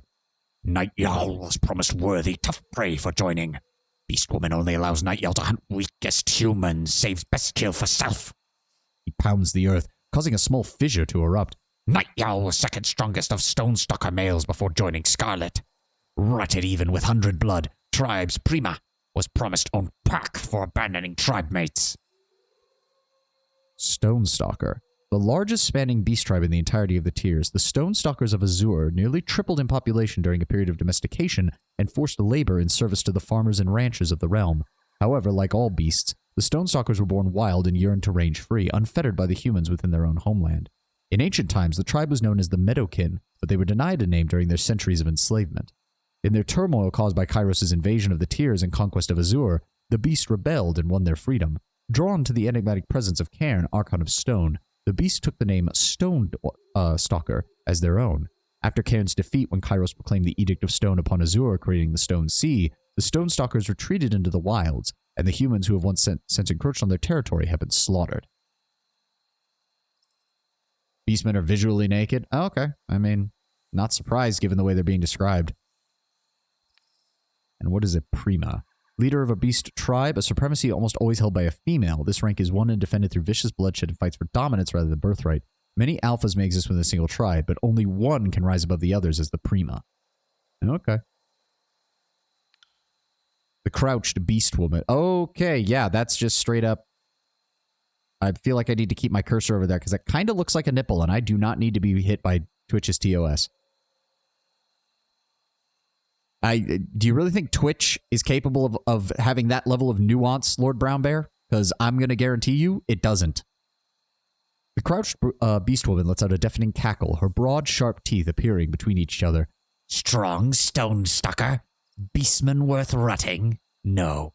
Closet Throat sees only mewling first-season cub before her now. Sees tenderfoot, weak whelp fit to chase injured, dying prey, not fighters on battlefield.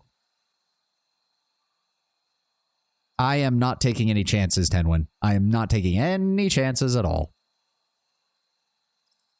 Night Owl bares his teeth and lunges for the woman, but she is swift to stand, hackles raised, and a calloused palm far larger than even his own head harshly pins him to the ground in one deft swipe. His face smashes into the earth like a whip with a whip-like crack of stone, followed by a defeated whimper. Claws at throat stares down at you with as much regard as she might show the wild dogs that roam the camp. Human. She sniffs in your direction, her nose wrinkling as she scowls, disgusted by your scent. Humans. Encroaching on beast woman, no sense of danger, no recognition for prowling predators, worse than sniveling beastmen. She grinds the beastman's face deeper into the dirt before lifting her clawed and gnarled fingers off of him. He quickly scrambles to his feet and nursing his head. They also don't care if the TOS says nudity is okay as long as you don't focus on it. Just having BT in your game is enough. Yeah.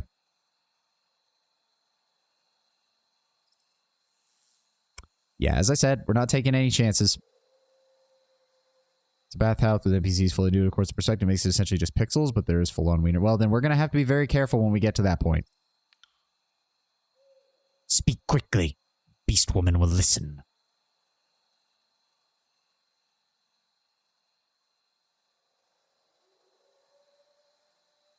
Oh, here we go. Bare your teeth in a wild and dangerous grin. Do not worry. I know how to properly respect one of your people. Allow me to gift you an offering of blood and bone. The beast woman perks up at your enticing words. She sniffs you curiously, more thoroughly than before, and smacks her lips softly, longingly, beginning to slather and drool.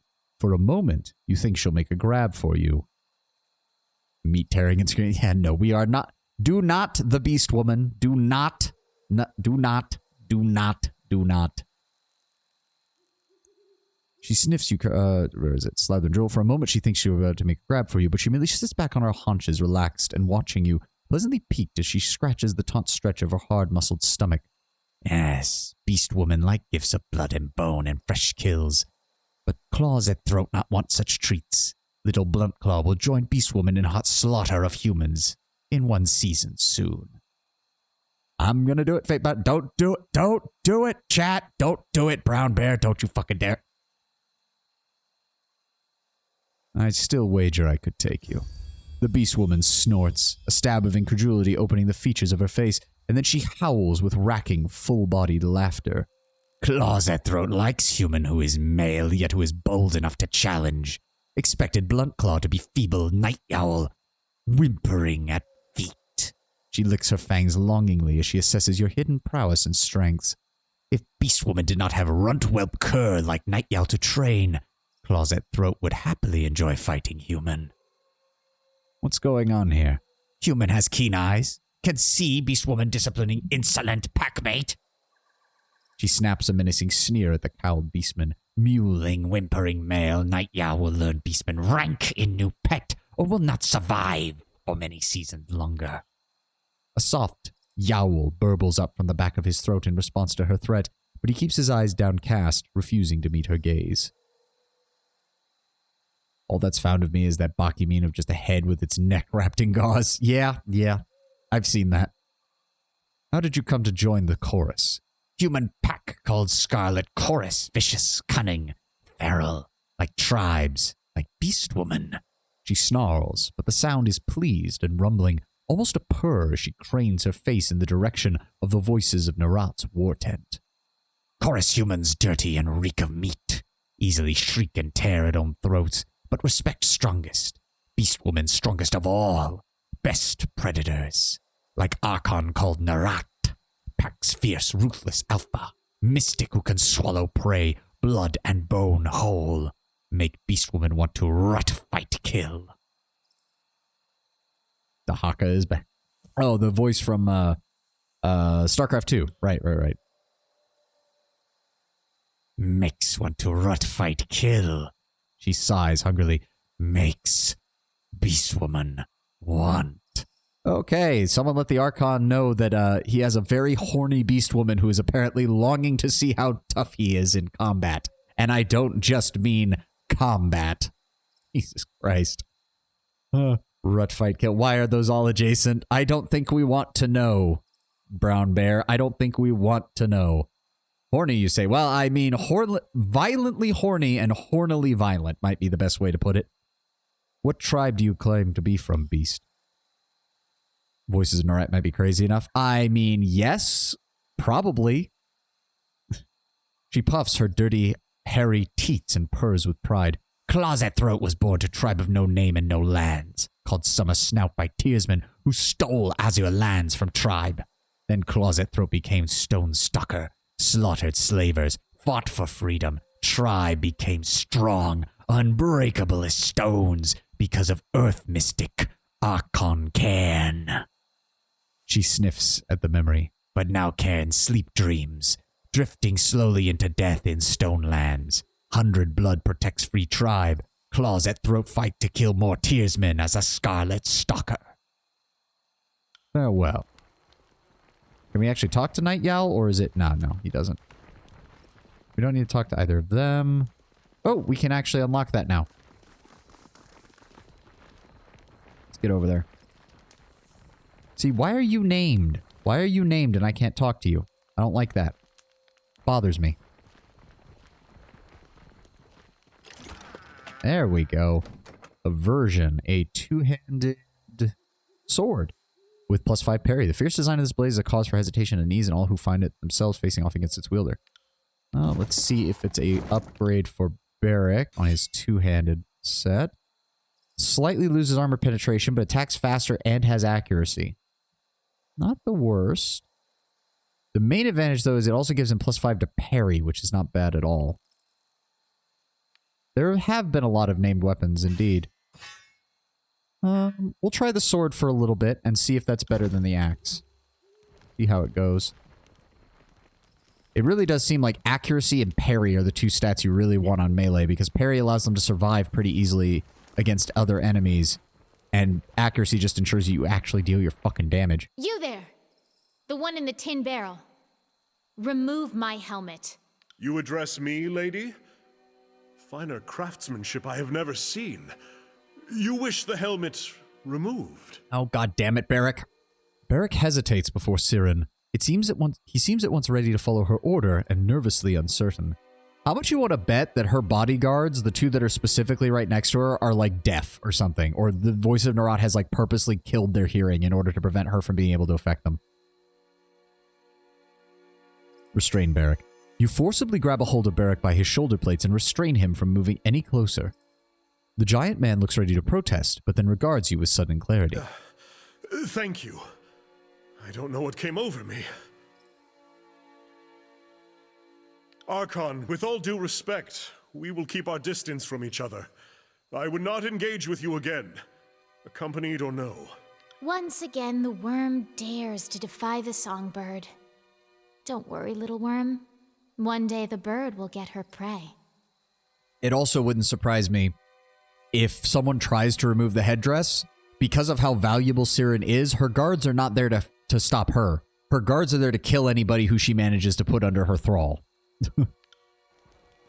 Hold on, can this happen with everybody? You are not You got welcome it. here. I was wondering if she would have a... You are not welcome here. I was kind of wondering if she would have a unique response to each of the companions trying, because she'd already tried it on us.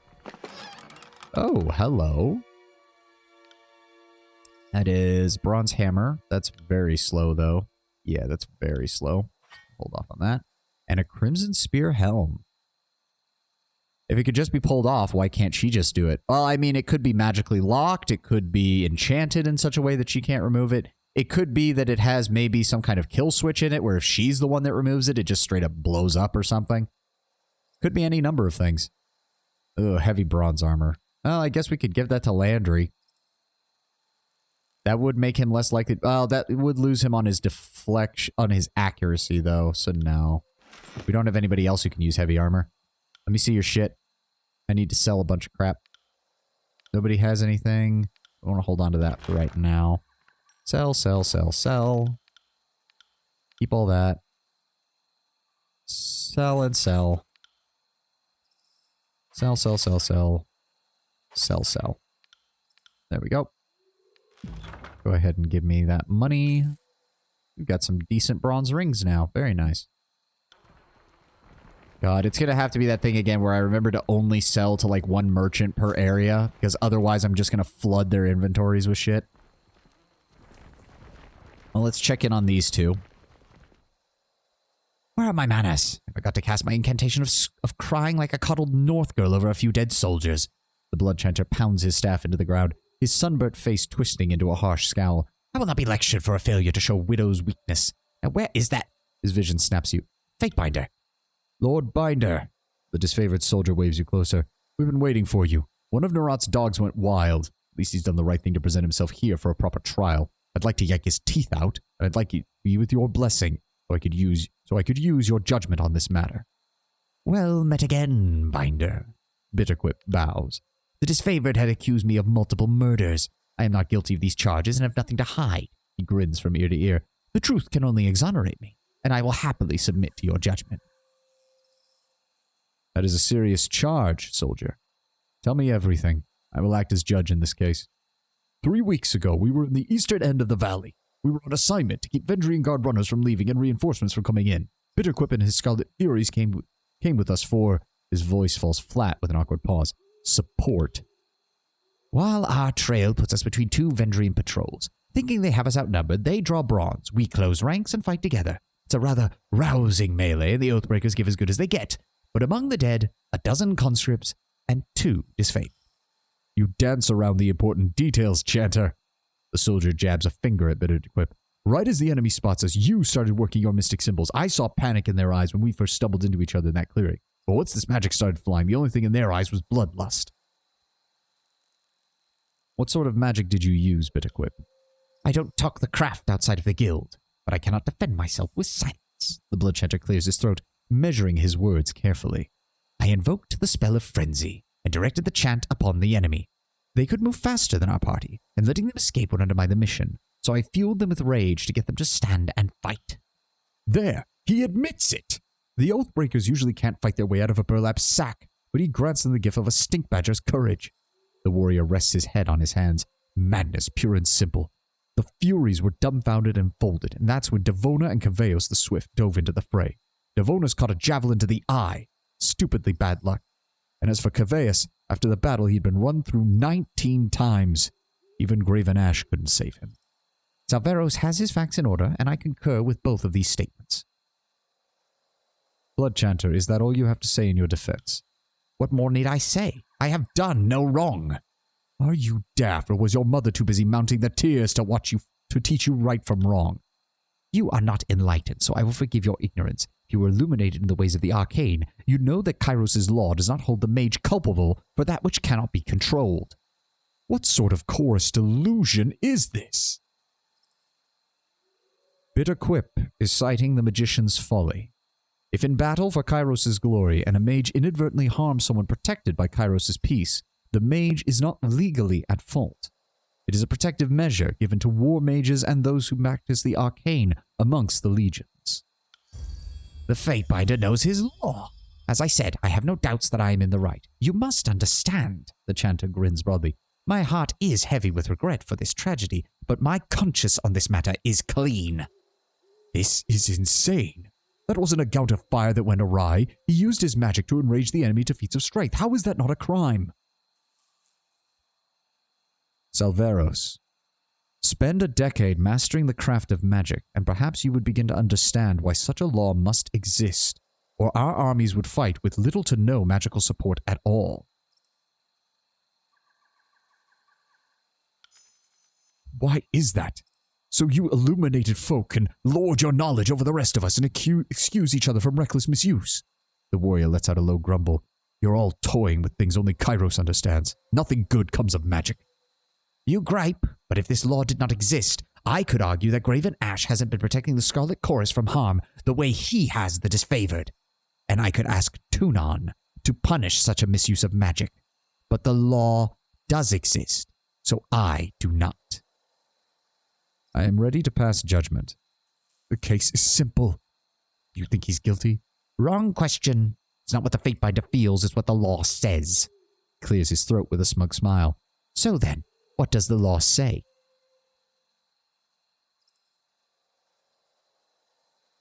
So with this one, we're not even dealing with relationships with the two sides. This is purely Tunon.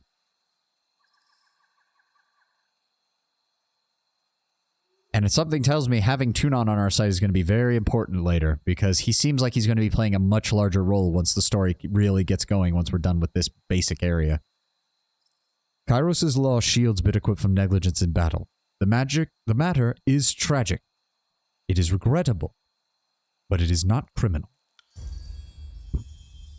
Oh, so we did. Okay, wrath with the disfavored, gain favor with... Okay, we didn't lose any favor with the disfavored, though, so I'm fine with that. The blood chanter grins, smug. He tips his head to you in thanks before flickering the disfavored soldier in obscene gesture. Yeah, get over it, Salvaris. Nope, you don't got anything else for me. Bitterquip, you got anything else for me? Nope. Or do I have to wait for you to mark back to your fucking spot? Oh, god damn it.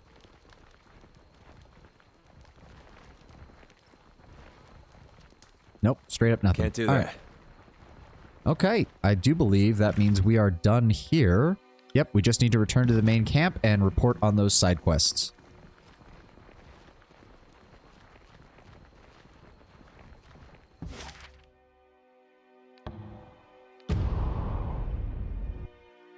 The lawyer knows law. Yeah, no shit. I mean, to be fair, you can have low lore skill, in which case, no, you don't know.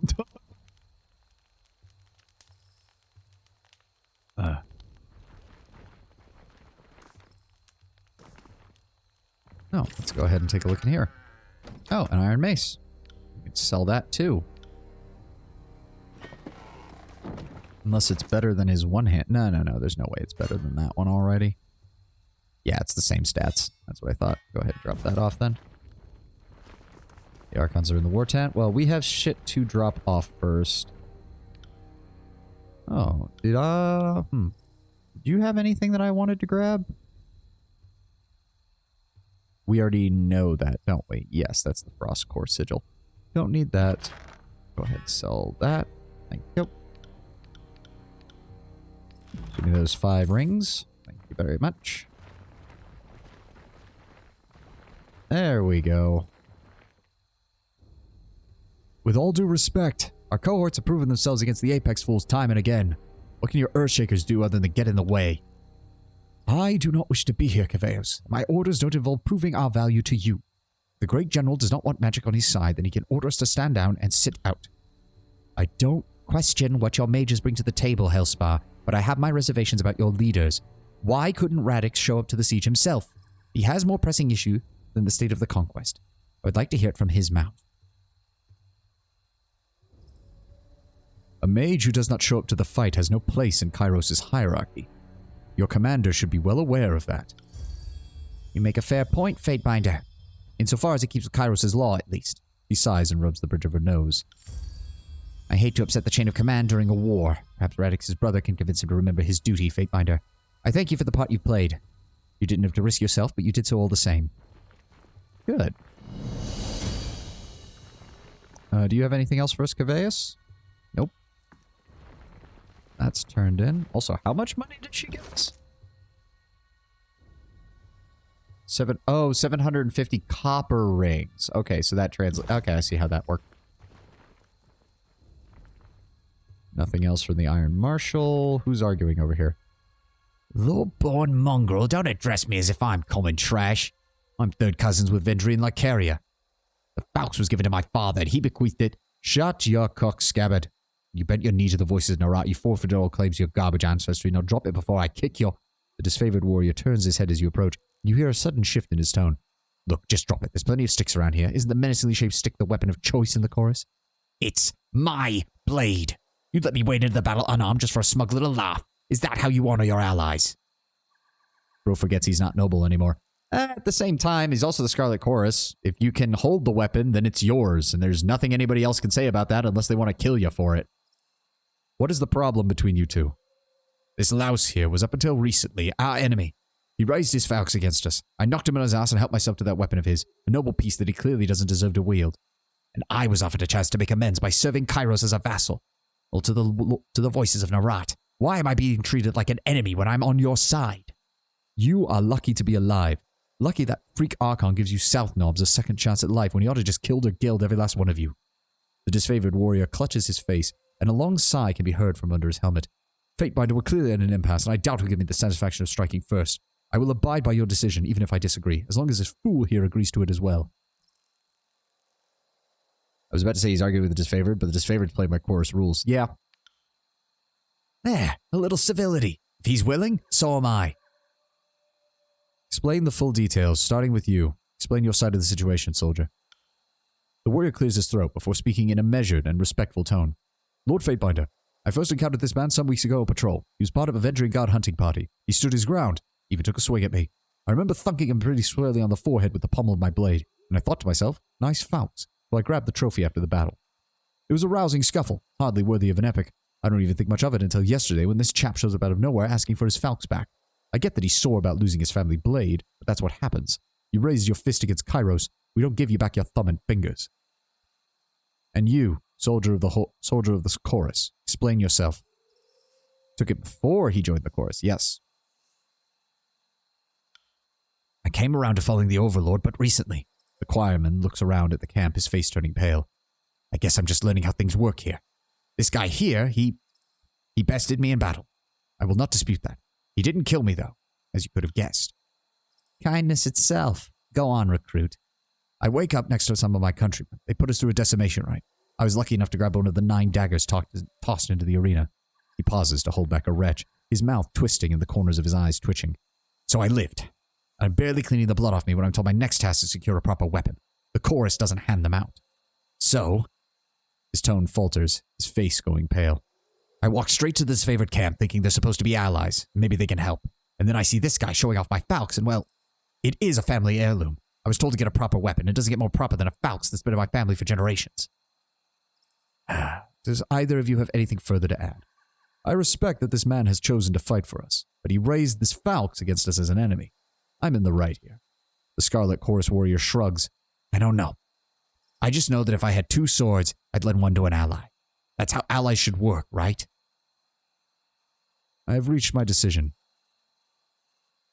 Fox belongs to the Oathbreaker, not the Chorus Warrior we see today. I judge it a war trophy. No, that could work. Raven Ash insists on proper rationing. Stockpiling bronze you won't wield is a misuse of resources and no way to treat an ally. Ooh. Oh, now that's an interesting one. They have iron weapons, but bronze is still used for a variety of other things amongst their arsenal and as backup weapons.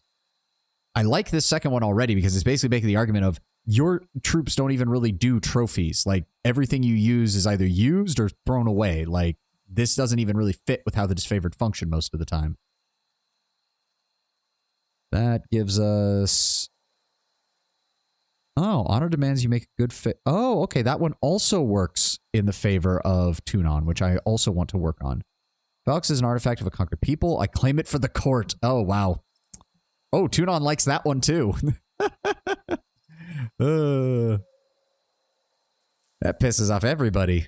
No. We are trying to actually ensure that our overlords' armies are working properly since they refuse to do so. Fun thinking like an evil character. Even playing an evil Pathfinder campaign, that shit is wild. I like my lawful evil characters. I like my evil characters who actually have a sense of, consistency to them.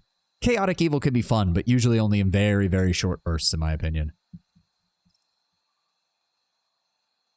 That is a small... It is true, the Falx is a proper trophy, but honor demands that we should make a good faith effort to assist an ally in this time of war. If you will not return the Falx, I ask that you give him a proper alternative. The Scarlet Warrior nods silently, his face a stiff scowl. Not unreasonable. What'll it be? I'm to give him a weapon. The warrior's posture grows tense, and he's silent for a long moment. Right, I get it. Compromise, so... Favorite gain minor favor, verse gain minor loyalty. Blair silently, like you'd ever be caught dead wielding a Tears Forged bronze. I mean, we could be an asshole and mention that, but I like the fact that we're able to talk them into our way of thinking. Soldier, man up and act like a proper ally. Give the recruit a half-decent weapon, and let's end this charade. We have a war to win. Play Chaotic Evil because that wouldn't be right is no longer a reason not to do something. As I said, it can be fun. It can be fun. I'm not denying that. I suppose you have a point. I do have some leather spoils gathering dust next to my bedroll. Seeing as we're allies, I'll offer you something. He gestures with resignation. There we go. See? Everybody walks away content. Wasn't going to say happy, but they're definitely not happy. Content. Being chaotic evil with a diplomacy build? I mean, it just means you put all your points into subterfuge, basically, right? Lawful evil is fun because you're fair, just, you know, in your favor. And also you're willing to do things that other people might find distasteful if it's for the better, shall we say, endpoint. One of my favorite lawful evil characters that I played a little bit of was a lawful evil sorcerer whose big thing was, he was very nationalistic. Like, very nationalistic.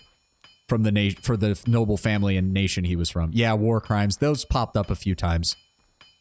You can also do unironically just weird things, like the sorcerer that I mentioned before was a Pathfinder sorcerer. He was a draconic-blooded sorcerer who worshipped, what was it? Moloch, the devil in charge of Hell's legions in the Pathfinder pantheon. He just straight up worshipped a devil lord. That was very interesting when the party woke up one morning and he was doing his morning prayers, literally bleeding himself into a cup in order to drink it. A archdevil. Do remember in Pathfinder there are several. Technically, Asmodeus is at the top, if I remember correctly. But Moloch is one of his chief lieutenants and the actual commander of Hell's armies in the Pathfinder pantheon, if I recall correctly.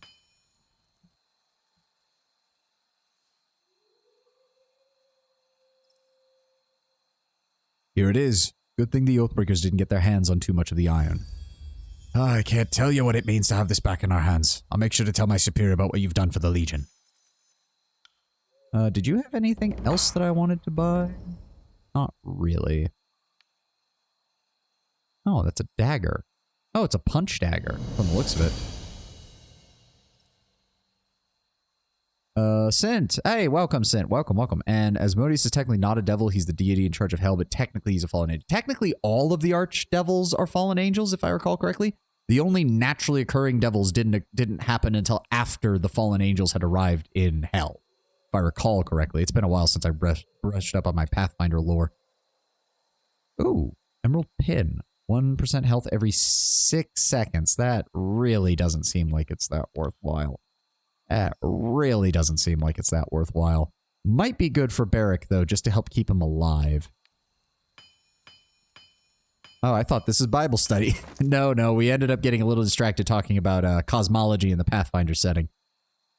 About to start about thrones and stuff. I mean, I don't think the Pathfinder angels bother using the classical hierarchy of angels. I think Angel and Archangel are the only ranks that get used in the Pathfinder ones. Just like Devil and Archdevil are the only demonic or devil ranks that are used in the Pathfinder mythology either. Did we have anything else? No, we did not. So we're gonna go ahead and just throw that on Barrick. We're just gonna stick this little pin right in the gap of one of his armor pieces and hope it doesn't like crack whenever he moves. But I do believe that's everything. Yes, we've finished all of the side quests and everything. It's time to return to the tent and prepare for the attack. As 95% of humans are familiar with. Makes sense. Yeah. Also wanted to check in on these two. Ooh, I don't know why, but that's what I heard. Makes you wonder about the Faithbinder's loyalty. Are Tunon and the voices conspire? Greetings, Faithbinder! I see you've returned, Marcus calls over Lucy. Oh, I had the voices backwards. Whatever. Some of the archdevils are fallen angels who fell along with Asmodeus, but Mephistopheles was the first devil. He used to be hell itself, but Asmodeus turned him into the first devil. As an aside, the four whore queens, Lescrassidos, the Queen of Knights, are all fallen non-evil outsiders. Oh, okay. Interesting. At least I don't look like this is how angels really look, and that actually made me smarter. Oh, yeah. Oh, yeah, someone, you had to pull the biblically accurate angel card on them, Sint. First time I dove into Heaven's Hierarchy was the Bayonetta series. Ah. Cool. I want to see your guys' training. You do have parry. I'm actually somewhat interested in grabbing that, if you would please. Go ahead and up that slightly. I want to up verse as well. I want to up Barrick.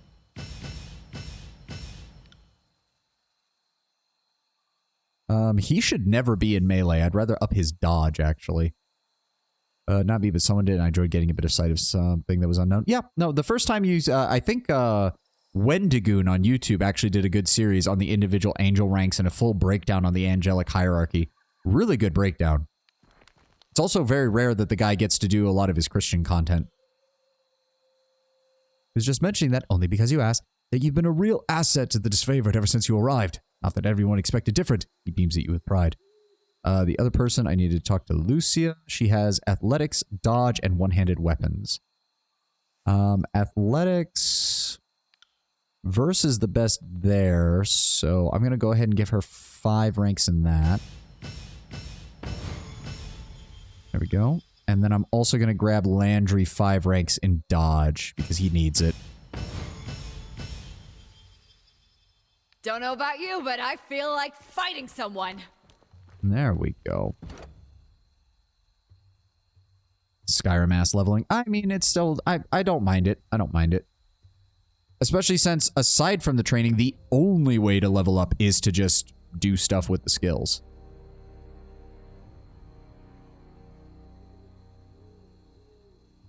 Let me see here. More might or more accuracy? Actually, for right now, I'm going to go ahead and double down on her quickness. No. No, might. We need more damage. Landry, we're going to keep increasing your spell strength until you hit 19 like I did, so that way we've got the maximum amount of spell strength that's easy to acquire. Do you believe that's everything? I don't think there was anything else. Alright, let's make a hard save real fast.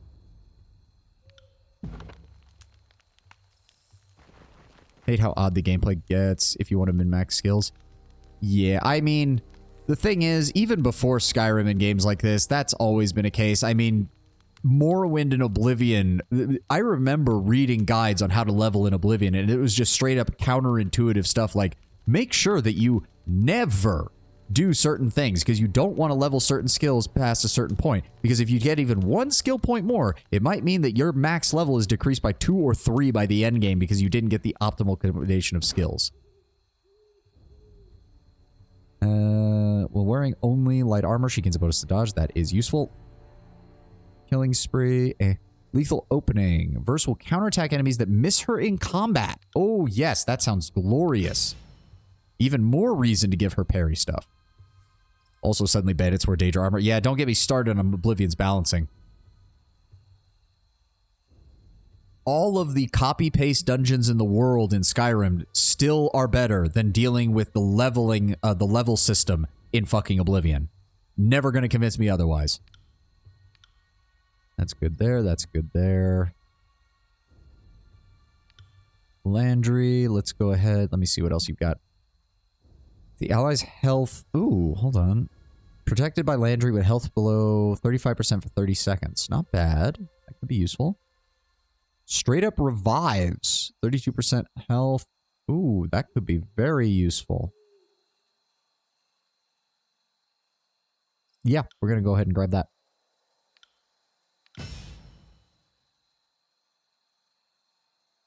Ooh, he even gets a debuff soon. That's good. All right, save again because I didn't realize we had to do all that. And now it's time to go. It's time to go meet with everybody's favorite archons. Oh boy. Oh boy, they're already going at it. How can we trust your rabble not to turn at this last moment? How many of your conscripts have family bonds to the Vendrian Guard? It is decided. The disfavored will take the vanguard of the assault. It is the only way to assure success before the edict comes to pass. Raven Ash's roar pulses your eardrums, his face reddening as he yells. So wait, let me get this straight. We spent like half the events of this game and during the conquest with the disfavored bitching that they were taking too many casualties because they always got stuck at the front. And now suddenly Graven Ash wants to throw them into the fight because he's worried about the Scarlet Chorus, even though the Scarlet Chorus want to go in first, which would let them take the bulk of the casualties. At this point, you all are just arguing for the sake of arguing, and I'm honestly getting annoyed with it. Usually, I like the whole stoic military commander thing, but at this point, Graven Ash is just being a bit of a bitch, and the Voices of Narat is just being a fucking asshole, but, you know, that's the Voices of Narat. Oh, you're so young. We can forgive you for being stupid. Without your Archon of Stone to bring down those walls, you're out of your element. Only the chorus has the numbers required to swarm the walls from all sides. We will lead the vanguard of this battle. Rolling a boomer? Yeah. Long-term survival having Kairos' favor assures their favor, ironically, and can spare his soldiers in the long run. Yeah, true. The best the chorus could accomplish would be leaving a ramp-shaped pile of corpses propped up against the walls for my warriors to use. Their fortifications are not a concern. Even understaffed, my Earthshakers could breach the masonry in short order. Another brilliant idea. Cairn's cult is, we're sure, every bit as trustworthy and sane as the late Archon of Stone himself. You did notice the spire at the center of the citadel? Hard to miss it, being only the tallest thing on the horizon and such. Certainly your Earth mages won't do anything stupid like, say, breaking the spire's foundation? What could possibly go wrong?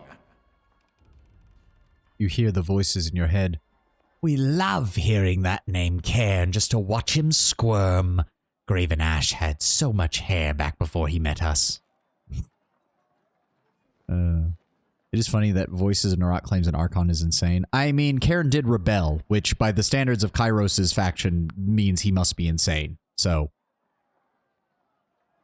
I trust them more than I trust your circus of rapists, sell swords, and turncoat tearsmen. Archon Ash turns his head, and upon seeing you in the tent, relaxes his posture. Tunon's Fatebinder has arrived.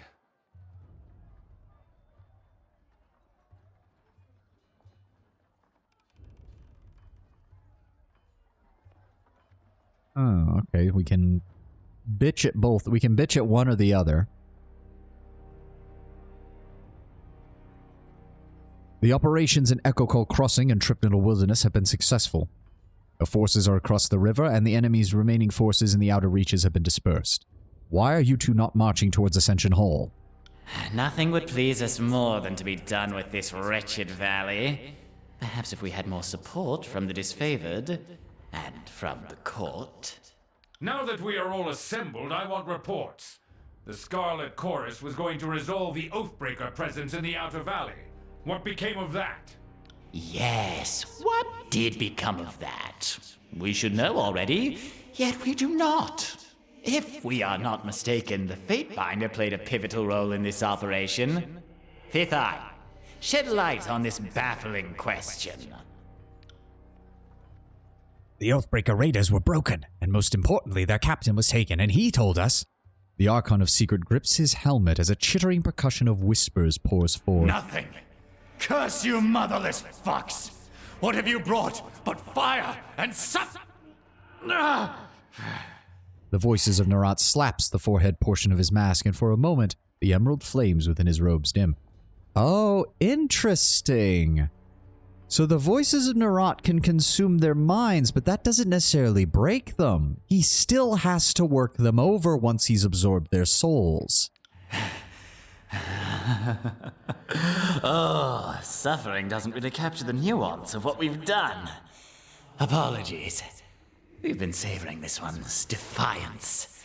We know much of their inner workings, their desperate allies, their foolish hopes. This is our battle to lose. Yeah. So it's obvious that he's slowly wearing them down. He doesn't even need them to speak. He essentially just wears down their soul until it is absorbed and becomes part of him. A willpower strong enough could break him, maybe even take control. That would be my assumption is his main weakness.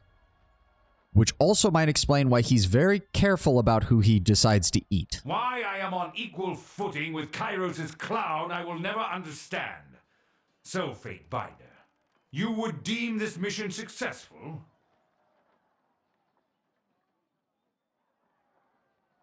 I have a little bit of favor with Graven Ash.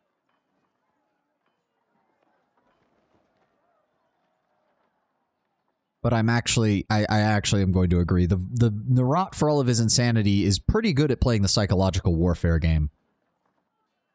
Pelox Florian was a boastful leader from an influential family of the Central Valley. His recruitment, for lack of a better term, will demoralize the enemy. Iron Marshal, I understand we've established a foothold across the Matani. Report. Securing the Matani was a gruesome affair. An agent of the School of Tide still lives, and the river was turned against us. Despite the losses, The day ended in success at Echo Call Crossing, though victory came at great cost. When it came time to secure the nearby Echo Call village, there was a distressing discovery. The villagers had been stashing iron weaponry, no doubt stolen from our supply lines. Commander Antio wished to burn the village, but the chorus disagreed. The Fatebinder backed their claim. A few of them got away, but their leader, Captain Matani Sibyl, did not. Our spies tell us she's one of the founding members of the insurrection. Her death will no doubt dishearten the Oathbreakers. That's true. We've killed Sibyl. We've taken out both of the Pollux brothers, and then the other captain who was also attempting to escape. They can't have many high-ranking officers left at this point. One less noble scion of Apex with delusions of relevance. Good riddance. Have we forgotten why we marched south in the first place? Are we to rule over a sea of corpses? Have you any idea how difficult it is to tax dead people? Your treatment of the locals is short-sighted. We alone follow the commandments of the Overlord. You hear the voice in your head. This is absurd. We aim to bring mercy and peace while Ash remains fixated on ruthless slaughter. We take the noble path of tolerance, acceptance, forgiveness towards the enemy, while the disfavored would happily see every tearsman in a grave or in a cage. And yet we're seen as the wicked, troublesome one.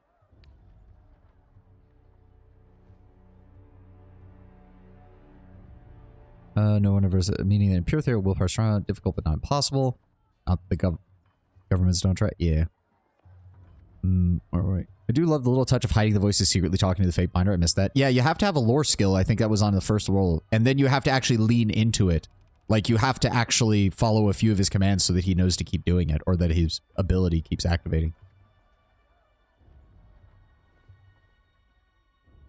Yeah, unfortunately, here's the problem, Graven Ash. I think your soldiers are the better soldiers. I think your tactics are the better tactics.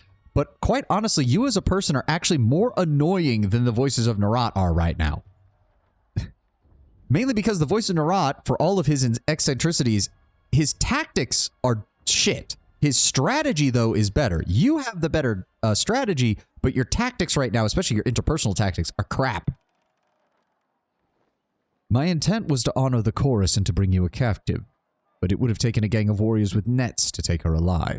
A shame, as no doubt she had much to teach us. Had we been present, we could have subdued her with some simple cantrip. But we understand. You aren't nearly as powerful or capable as we.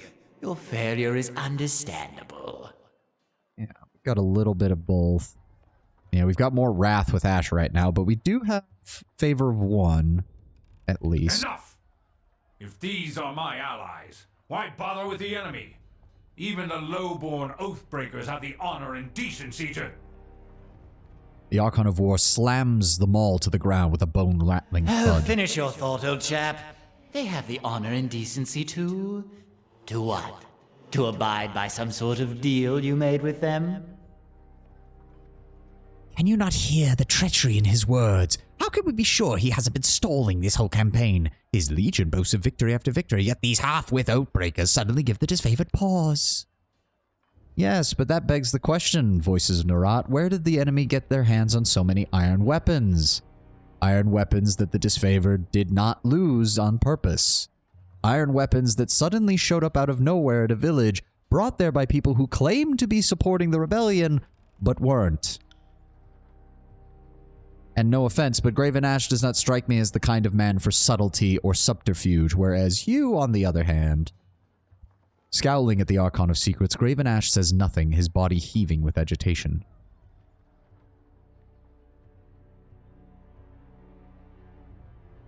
Then the impasse is clear. We both wish for the honor of leading this final assault on the Vendrian Guard. Since Tunon is not here to select the rightful bearer of this honor, we must turn to the Archon's proxy. With whom do you stand?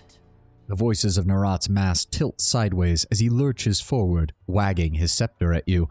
The tent grows quiet as the gathering looks to you in anticipation.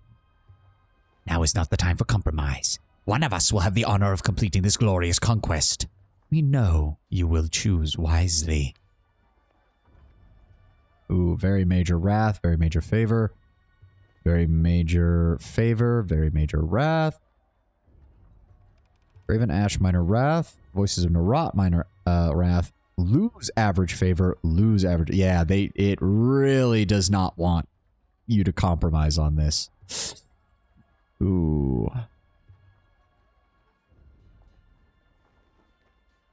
Yeah. The only thing I have with that is this is a CRPG, which also immediately makes me think that they might be trying to pull a switcheroo on us, which is, of course, the person who doesn't seem like he'd do that would be the one to do that, and the person who does seem like they'd be the one to do that isn't the one to do that. That is also possible, but at that point, we're just getting into circular logic and circular reasoning, and yeah. Analysis paralysis, yeah. Yeah.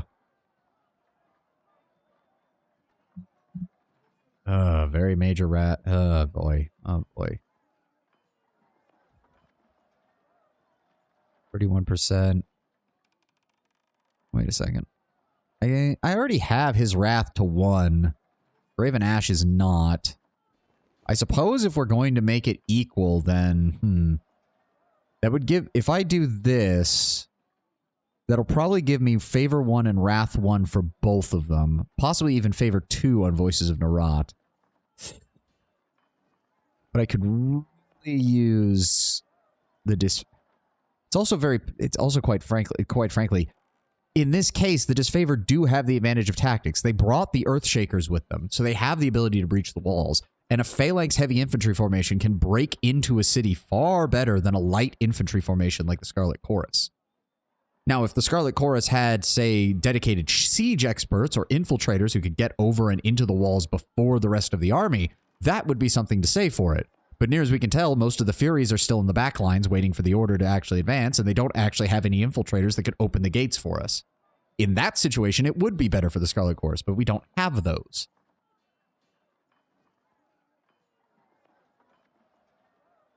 The disfavored have the Earthshakers. They have the siege expertise. They have the heavy armor. They are the most suited to actually breaching the walls. The disfavored will lead. You honor us, as I knew you would. You have made the right choice. The disfavored have stood at the forefront of battle since the first days of the war, and now we have the honor of winning this final battle. Raven Ash salutes you, his fist striking his breastplate with a thunderous clatter. Our beloved chorus! We have too many lives to protect. We can't allow your foolish decision to destroy us all! A brilliant emerald green radiates from the Archon, and the chatter of a busy marketplace seems to fill the tent. The scepter he normally holds as a playful prop is now clutched as a bludgeon ready to strike. No! We did not work so hard only to be denied our rightful glory at the end. You will die with the disfavored. You would dare harm me and our guest from the court? The air crackles with electricity as Graven Ash lifts his maul to strike.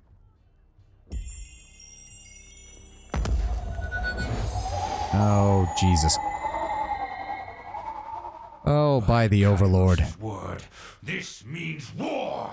How did it come to this? You rouse to consciousness to the sight of Graven Ash swatting his hand towards the thinning green mist where the Voices of Narat stood but a moment ago.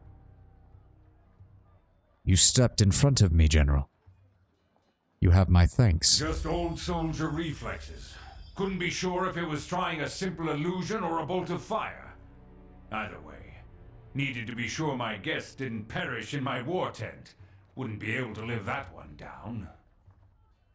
First things first, we must take Ascension Hall, even without the chorus's aid. Yes. And instead of having false allies on our side, at least we can march on the Citadel knowing full well who is friend and foe. And it goes without saying, the disfavored needs you now for this glorious battle. Please speak with the Iron Marshal. She will give you the specifics of our plan. It's not like I like you, Fatebinder. Oh god, he's being yonder. Oh. Hold on. Sorry, the last sip of water I took went down the wrong way and I suddenly started coughing. Oh, my bad. Ugh. Are you sure you wish to go to war against the chorus? What other choice am I given? It is clear the Voices of Narat would endanger all of us out of vanity. Besides, we all know when this war is over, someone must rule and protect the Tears. So I will start protecting the Tears from the depravity of the Scarlet Chorus. The Archon of Secrets left behind one of his spies. Perhaps we should send her back to her master in pieces. Raven Ash narrows his eyes and points a finger at Verse. Beric's armor makes a discordant sound of iron bending under pressure, and everyone assembled in the room looks at him. Something to say, Beric? Ash passes his stone shield a confused Nothing at look. present, Archon. Forgive the interruption. Beric looks at you with a vague hope and an otherwise impersonal stare.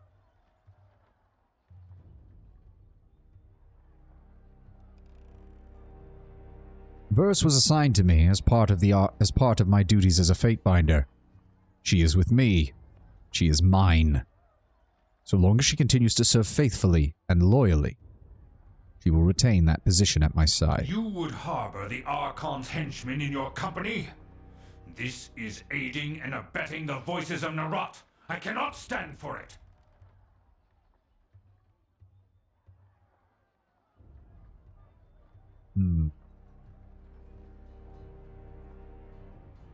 Until you and Narat forced this squabble, General, I was respected by both chorus and disfavored alike.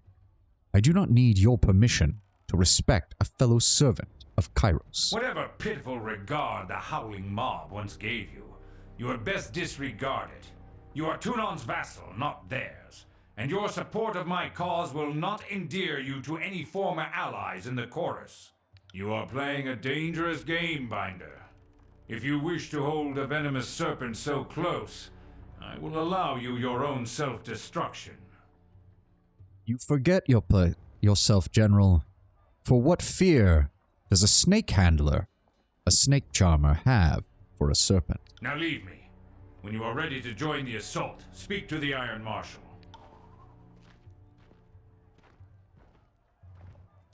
I honestly did not expect things to go this sour this quickly. I thought the whole political angle between these two was going to last a bit longer. Don't mind me. Will do. Thank you for the healing potions. Drop that off. Said drop that. What? Why can't I... Hello? What the fuck? Why can't I put it in the... Why can't I put it in the stash? There we go. Fucking hell. You knew Kairos was going to do that? You knew this would happen from the get-go? I have almost no doubt of that. I'm just, again, surprised it's already happening in Act 1, basically. I expected there would have been a bit more of a Cold War between the two once we had finished dealing with the rebels. But apparently that is not the case. No, we can't get any more training. Shit. Or maybe we can. Hold on. Oh, nope. Never mind. No, we can't. Yeah, let's go sell the last of that shit and get... Oh, we can open that too. Hello. Light bronze ridge helm. Very nice. Maybe that'll be better for Landry? +1 armor. Still loses deflection and accuracy. Until we get a actually better armor, then that's still not going to be better. Yeah, and we can't do anything with his stuff until we unlock whatever it is that allows us to upgrade this. Alright, drop that off there then. Let's go ahead and sell that. Give me those rings. Nope, keep those. Give me those. Trade. Thank you. So, I'm assuming this leads us into the big battle. So, we've got about 15 minutes, actually closer to 25, really, if I give myself the extra time. Instead of talking to them and starting off the next section, we're going to go ahead and talk more to companions and get that a little cleared up. At your service, Fatebinder. What do you need? Oh, nothing from her. I thought, oh, okay, that just always shows up. Okay, let's go with Beric You look then. as if you have something on your mind. By all means. Placing his weapon to his side, Beric salutes you, the joints of his armor groaning in protest. What can I do for you? I have some questions about your thoughts on the Scarlet Chorus. Our allies do not share the disfavored sense of honor and discipline. The Chorus will trust any criminal, rapist, or halfwit with a truncheon or blade. What would you like to know? What do you know of the voices of Narat? The Archon of Secrets.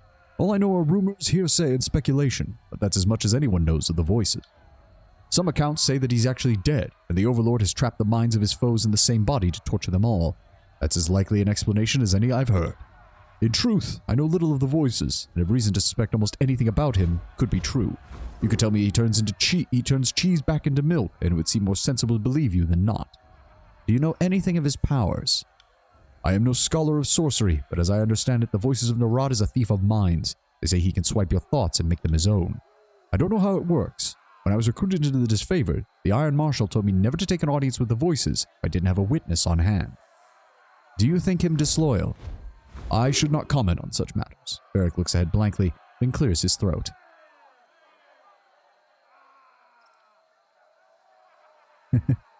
I suppose I could tell you that I have heard that his tears can turn cheese into milk.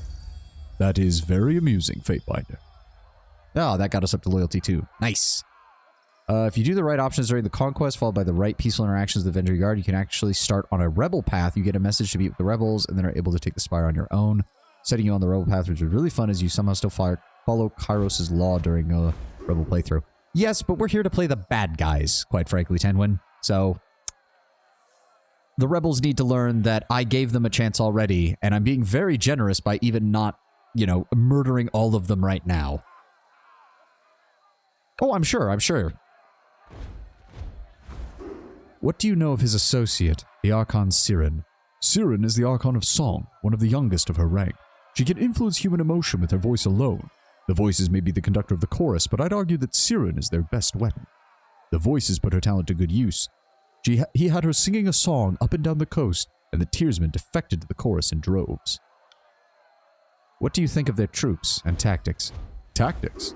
That's the first I've ever heard them called that. The chorus is more an irregular mob than a proper army, but it is a well-armed mob, and they have a few proper warriors and magicians in their pitiful excuse for ranks. What do you know of their warriors? Most chorus racks are untrained peasants handed a knife or pitchfork. It doesn't take much to qualify you for the front lines. One only needs a beating heart, and even then the chorus could make do. Of course, not everyone in the chorus is an infirm child or sickly old crone. Ex-soldiers, madmen join them. The fighting elite is a clique known as the Scarlet Furies. Barrack is too dismissive by far, but he is correct that most recruits are novices pressed into service. Most will not survive the first battle, or even several. Those who live will have the experience to lead, and those who fall will be easily replaced. What sort of magic do you know from the chorus's use? Their blood chanters are mages who follow the Voices of Narod specifically. Like the chorus itself, their order is not steeped in tradition or antiquity, rather built upon knowledge stolen from other guilds. Their fire magic earns them a place upon the battlefield, but they also have chants that stir the mind and heart. The motherless sods have spells that can bolster a man's courage or tap into their darkest fears. If the chorus is such a mob, how is it led, supplied? What are its logistical structures? The Voices of Narod gives orders to his elite commanders, who in turn send instructions out to the gang captains. Beneath that hierarchy, it is all chaos. Whole gangs will break from the larger forces and disperse back into their homelands. The chorus is inefficient beyond words, and yet more bodies keep coming in to replace those lost in the mess. Inefficient? Every weakling lost in the shuffle is one less burden to those in the choir still dancing to the song of battle. Our ways may be harsh, otherwise the stupid and the soft would inherit the chant. The chorus has a lot of mouths to feed, so the conscripts that can't or won't fight are made to gather food and water, or else I'm told they're fed to the pigs, becoming the food and water in a sense, Varric shrugged. A fine contrast to the honor, efficiency, and decency of the disfavored. The Legion demands courage and tenacity, but provides us with good iron, and does not leave its soldiers to forage like vultures. How do you think the chorus managed to convince so many to join them? It began with Siren. She had a song that got whole villages to march to her will, and once these peasants killed their neighbors or cousins in service of the Voices, it either hardened them into warriors or broke their mind for servitude. Many criminals and drifters of the Tears joined the chorus as well. It seems like the scum of the Tears just needed the promise of glory and the sanction of debauchery to turn on their neighbors. It's not pretty and it shouldn't be. The chorus is a forge. All the dirt of the Tears goes in, and the finest bits get turned into living weapons. There are many that join the chorus because they wish to join the winning side. It's a shame that such patriots were not born to proper northern stock, too weak or too slight to be disfavored. The Scarlet Chorus is their best freedom from fealty to the younger realms. Not everyone has the fortune of gaining Tunan's favor after all.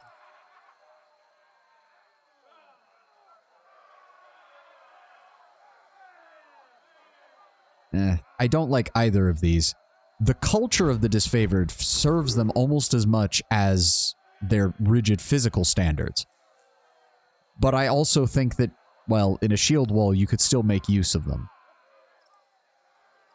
So for once, we're actually going to go with the neutral option here.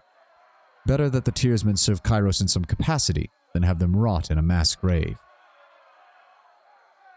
They'd be best served lugging grain for our army, but they're certainly correct. Even the lowliest tierman deserves the chance to serve, even if it is just as fodder on the front lines. Good. Let's move on to another matter. What do you know of the tiers themselves, Beric?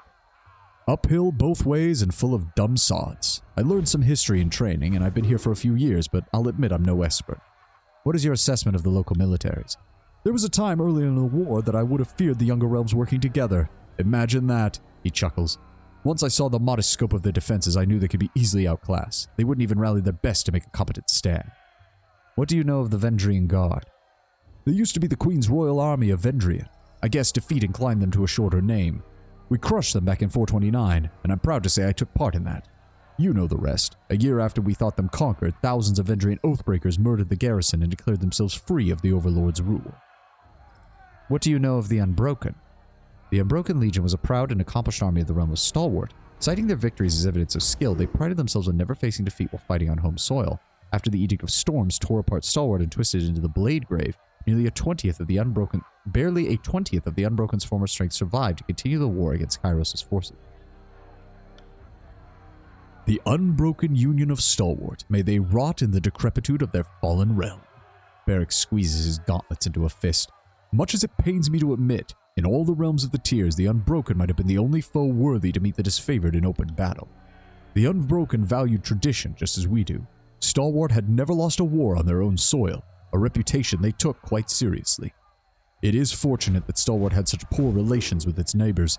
The rest of the tiers would not come to their aid, so as bravely as they fought, their end was inevitable. And what of the Bronze Brotherhood?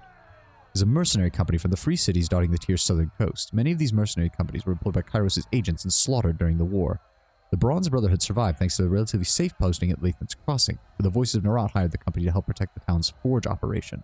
Among the most trained and dedicated warriors of the tiers, the Bronze Brotherhood had a reputation for ruthlessness and tenacity. Aggression and decisive thinking are so highly prized by the Brotherhood that the violent, enigmatic Scourge is the group's mascot, a creature most decent folk consider the stuff of nightmares. The term brother is used for mercenaries of both genders, as the company's title harkens back to the archaic notion of living as men in Tier's custom. This amounts to releasing all claims to lands, to better assure an employer that the Brotherhood won't covet the realms they're paid to protect. Oh, interesting.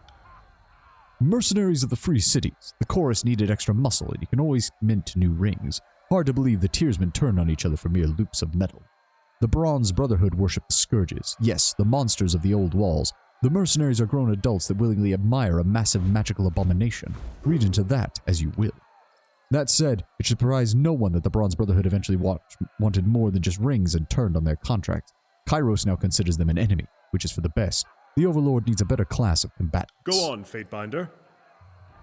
And what do you know of the Younger Realms? Before we marched on the Bastard Tier, I recall Graven Ash giving us a speech as we stood at Fort Resolution. He told us that the Younger Realms lacked the sense to make a stand against us. I don't think I need to point out that the average tiersman is just plainly inferior to the sons and daughters of the North. For every one of ours they kill, we drag 1.5 scores bleeding into the soil with us. It didn't help that they're afraid of magic, and relied on their battlefield prowess to stage a defense. And what do you know of the local beastmen? They drilled us on beastman combat before the invasion, but it really didn't prepare us. The local savages may lack in brains, hygiene, and the ability to arm themselves with proper weapon, yet the prime hunters of their species are indeed formidable. Aside from being rapacious killers, of course, the beastmen make good haulers and laborers once you've killed the half that won't follow orders. The disfavored have an elitism issue? Yes, they absolutely do. It's one of those things where I just feel like a massive reckoning is coming for Graven Ash's ego and for this disfavored ego, and when that hits, I don't think they're going to handle it very well. Enough about the tiers. You seem like an incredibly capable fighter. I trained with spear and shield in my youth, but I gave them up the day I earned the disfavor's iron. I can still throw with some accuracy, but I'll admit it's a challenge these days. He knocks twice on his helmet. Why? Were you interested in a sparring session? Oh. Perhaps later. I'd like to discuss our immediate concerns. What do you think of our circumstances? The edict has left little room for confusion. A representative of the Overlord must breach Ascension Hall before Kairos' Day of Swords, and must assume death as the price of failure. We should assist the disfavored in the siege preparations, as only the Legion could take the fortified citadel. I wouldn't wager a wooden ring on the Scarlet Chorus impressing anyone but the vultures. What are your thoughts on me?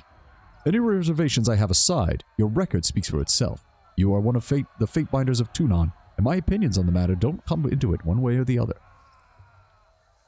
So I guess we have to get these both a bit higher before he'll give us more. And what do you think of our companions? I am more accustomed to traveling in the company of soldiers, so I'm out of practice judging the worth of civilians and miscreants. If you had anyone particularly in mind, I'll give you some thought. What of Landry? I do not know how many years he walked the face of Taratus, but he clearly knows more than he claims to. And since he claims to know a great deal indeed, there may be no limit to what he could be holding back from us. And what do you think of Verse? I try not to. She is a force of chaos, an admitted agent of the voices of Narat, and taking her into our confidence can only lead to ruin. Hey, Stylish, welcome. Welcome. And yet, she is a capable fighter. For the time being, I am confident that you can trust her to serve your interests and rely upon her in the skills of the battlefield. She may even offer some useful perspectives on the war. Oh, wait, no. You look as if you have something on your mind. What can I do for you? Would you like to discuss potentially removing your armor? He looks at you for a very long time, his expression as unreadable as ever. Though we are encouraged to couple and mate within the Legion, I don't consider you one of my cohorts. I think I'll decline. Barrack, I'm sorry, what? Barrack, I'm sorry, what? I was not talking about sex, Barrack. You weren't? Forgive me, it's been some time since anyone made an advance, and I am long out of practice, as you can see. He knocks on his iron codpiece with a resounding clang. God damn it, Barrack. Suffice it to say, my armor and I will not be separated for the time being. When the war is over, perhaps Tunon will lend me one of his forge-bound. Until then, here I remain. My armor saved me from the destruction of Stalwart, where thousands of others lost their lives. So you can see why I continue to wear it. For the time being, we will not be separated. Are you comfortable in there? I have somehow developed enough calluses that I can sleep at night, but I wouldn't call that comfort, would you? This is my armor. It has everything it needs and more. Purpose, meaning, strength. If it were comfortable, it would only take away from its other qualities. I mean, I would think one of the major qualities of armor should be the ability to remove it, but, you know, you do you, Barrack. Do you even want it removed? I would not speak of this now, Fatebinder. Please consider the topic closed. Fine. As your commander, Barrack, I am concerned about the state of your uniform. Damn it. You're right to be concerned. Apologies that you felt the need to pull rank, sir. It was wrong of me to withhold information. I don't need to tell you that this suit of junk is a literal pain in my ass. Half broken, smelling of midden, and perpetually jabbing my side with some Kairos be damned caltrop. Okay, we did manage to get his loyalty up again. Wait. Okay, yeah. These dusty plates may not be up to standard, but they serve the disfavored well enough on the battlefield, if only to intimidate the enemy. Better for me to endure this condition than to shirk an advantage. Considering that I wore this as I marched across the bones of Stalwart that was, my burden growing heavier with each step. I don't have any desire to leave it behind. It is a lesson, a reminder, and yes, a prison. But all of those things make it... something more. It is an armor fastened in ideas, Lantry mutters to himself soberly and commits a few words to his own manuscript. These plates have something of me in them. They are as wicked as a bramble patch, as stubborn as a fortress, and I'll admit, hopelessly flawed. At present, removing the armor is not an option. If that ever changes, I suspect that the tiers will tremble with the impact of my collapsing fortification. What a day that will be. Sounds a little like Verse now. A little bit. It's very much that sense of self. And I think Barrack's identity as a disfavored means that if the armor is bound to him, and the armor is such a big thing to the disfavored, he can't separate himself from the armor unless it was absolutely necessary. The armor is basically a living embodiment of the traditions of the disfavored, and having it attached to him in some ways brings him comfort. Especially given the cost that was paid for it, with thousands of soldiers of both the disfavored and the enemy being killed during the Edict of Storms. I must ask, what does Graven Ash think of your predicament? I suspect that he doesn't. Not to besmirch the great general, he has larger matters to consider than any one soldier's woes. His shrug sent a puff of debris clattering to the ground. See, I feel like that's not the entire story. A general who has bigger concerns than one soldier's woes would not create a magical arcane web of energy to keep all of his soldiers alive for as long as possible. How long do you think it can last?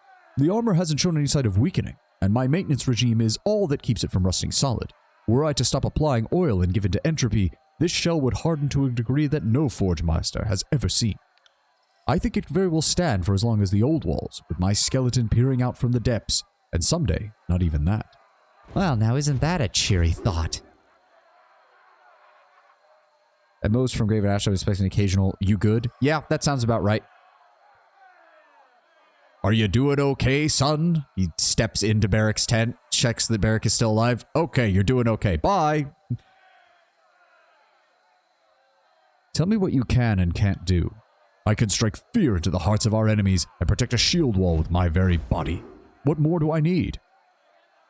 Given the smell, Barrick, I have to ask, how do you deal with, well, toiletry? Let's say that I manage poorly. The parts of this misbegotten thing I can reach are in better repair than the ones I can't. How do you fare in water?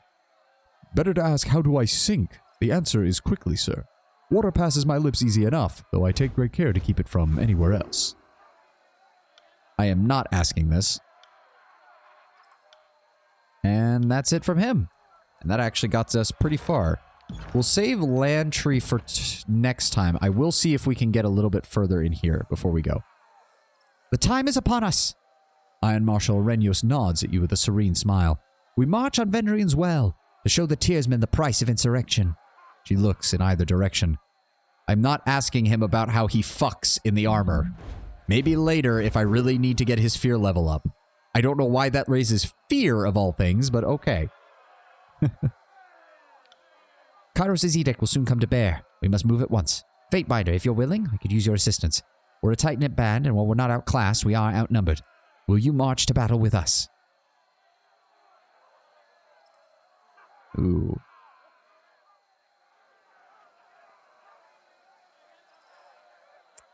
That is true, though. Well, you just admitted he has a hard time admitting pleasure in Cardinal's head. I mean, yeah. I mean, I wasn't even sure what was going on. It was very surprising that that was his initial response to me talking about removing his armor. I will join you for this battle, Iron Marshal, but know that I am not amused by this spat between our armies. The Overlord brings peace. This sort of disorder runs against the harmony that Kairos gives us all. We will answer for our actions in due time, but for now, our survival hinges on taking Ascension Hall, defeating the Chorus, if self-defense, by anything, may be our only measure. Our forces are assembling as we speak. We'll meet you at the Citadel. Graven Ash protects. He offers a firm salute and turns to her troops. Alright, meet the disfavored at the Citadel. Don't believe there's... Guessing we still can't talk to them? Nope. Damn. Pentaboard, you have anything that I need? You do not. I don't have anything to trade, I don't think, because I just sold everything else that we didn't need. Yep, okay.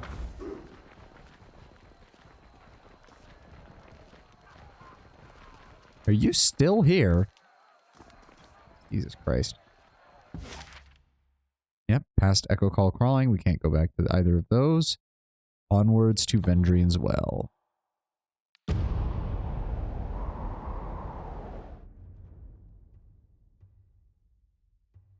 The Iron Marshal is just ahead of us. We should confer with her.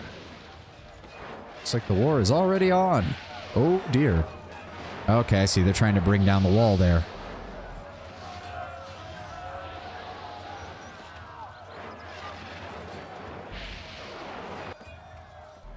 Fatebinder, this way. The Iron Marshal welcomes you with a clattering salute, rather. The enemy left only a pittance of soldiers to slow our advance. The majority of their warriors are holed up within the Citadel. No use trying to lure the bastards out. We'll have to bring the fight inside. That wall, she points north, is where our Earthshakers are focusing their magic.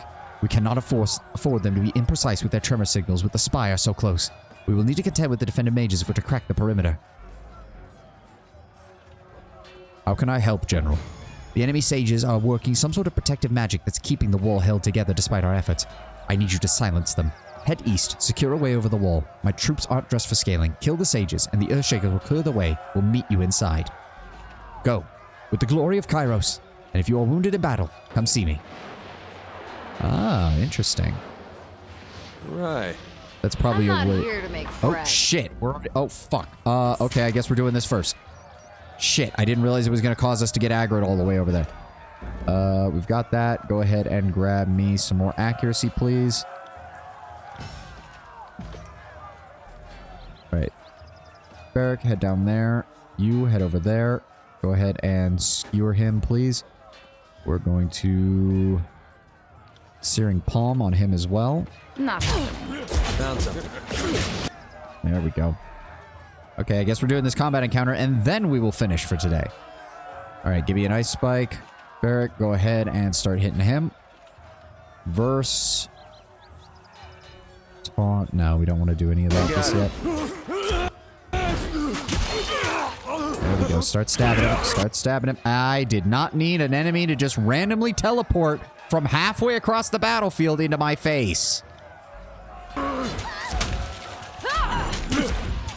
Take that.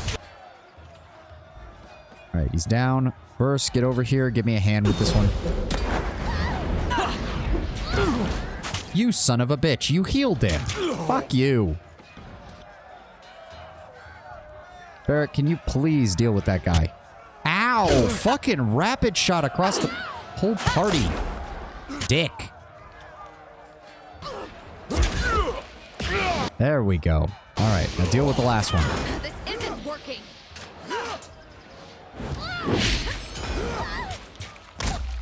Ooh, and then she exploded because Barrack hit her with a giant sword. Oh, Broken Falx, Vendrian Heavy Guard. Go ahead, take all that. Vendrian Guard, Light Bronze Bracer, still heavy armor though. Right. Okay, can I grab what's in this box before something else attacks me, please? Ooh, Horde Boots, are those better? They have higher disengagement defense, so yes, we'll go ahead and stick that on Verse. Very nice. No druids here. From Yes. what I remember, reading when people were describing the combat system online is the combat system is great until suddenly everyone knows spells. One of the mages with the magic system here, while it's highly customizable, does mean that each individual spell can't be as complicated or interesting. Yeah, I can see that. But I still do like the ability to customize my spells, and I just like the idea of being a mage in general, so that's just me. Do we want to grab... Increases damage with staves and allows basic strikes to hit multiple opponents. Plus 5% damage. 3%... Oh, what? 3% chance to strike 2 times. Ugh, that's really low. Attacking from stealth doesn't really help. Plus 15 to all magic skill. That's pretty decent. For right now, I want to make my way down to Arbiter of Knowledge. That seems really good. Cool down 1 minute. Oh. Telekinetic twist. You should create the aim for the testicle spell. I cast testicular torsion. I cast mend butt crack. I love those shorts. Those are so good. No, we don't need that. That could be really useful.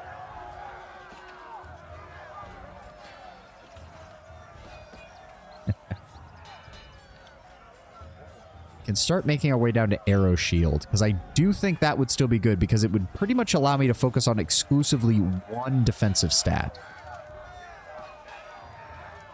We do not want that.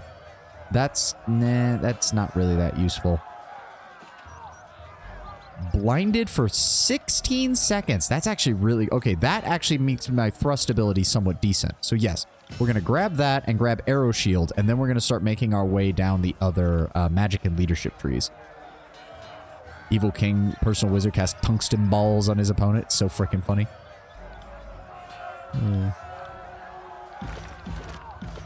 Oh. Hello. I didn't real. Okay, we'll read this and that'll be it for today. May this edict claim your worthless life. I actually have 3 favor with them because I've treated them fairly fairly. I do also still have 2 things of wrath though, because yeah. We are not completely without our senses. We knew Kairos would issue an edict on our valley. Perhaps the Overlord has a sick sense of humor, but I can assure... I laughed when I learned the death sentence doomed the Oathbreaker and Puppet equally. I had such low expectations for the servant of the so-called Archon of Justice.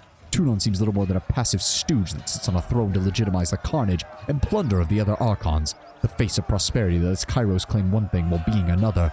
I would have hoped you actually did serve justice, the notion, not the Archon, but your actions have said otherwise. At least I can thank you for proving my cynicism entirely warranted. If you survive this upcoming slaughter, bear witness that I, Tarkus Ari of the Vendrian Guard, do take responsibility for the actions of my men. Should my warriors come before the court's axe, tell Tunon that they were starving, desperate, and easily manipulated into a struggle that was mine and not theirs. Sell this lie as well as you would sell the lies of the Overlord. Tarkus Ari, captain of the Vendrian Guard and patriot of Apex. You're a bitch and your Archon is too. Yeah, I mean, despite the fact that I've been treating you guys pretty well, you still feel the need to insult me. He's lucky that I am above such petty grievances. But that will be all for today. I'm afraid we're going to have to finish up right now, and this is getting annoying. There we go. Okay, I've got the audio off. You are a hamster and your Archon smelt of elderberries. Let's see if we can find somebody to raid. I'm in a good mood today. I'm in a good mood today. Da, da, da, da, da. Let me go. Raid channel. Who is up right now? Oh, Xander's up right now. We're going to go ahead and raid Xander. Oh, he's doing Call of Cthulhu. Okay, very nice.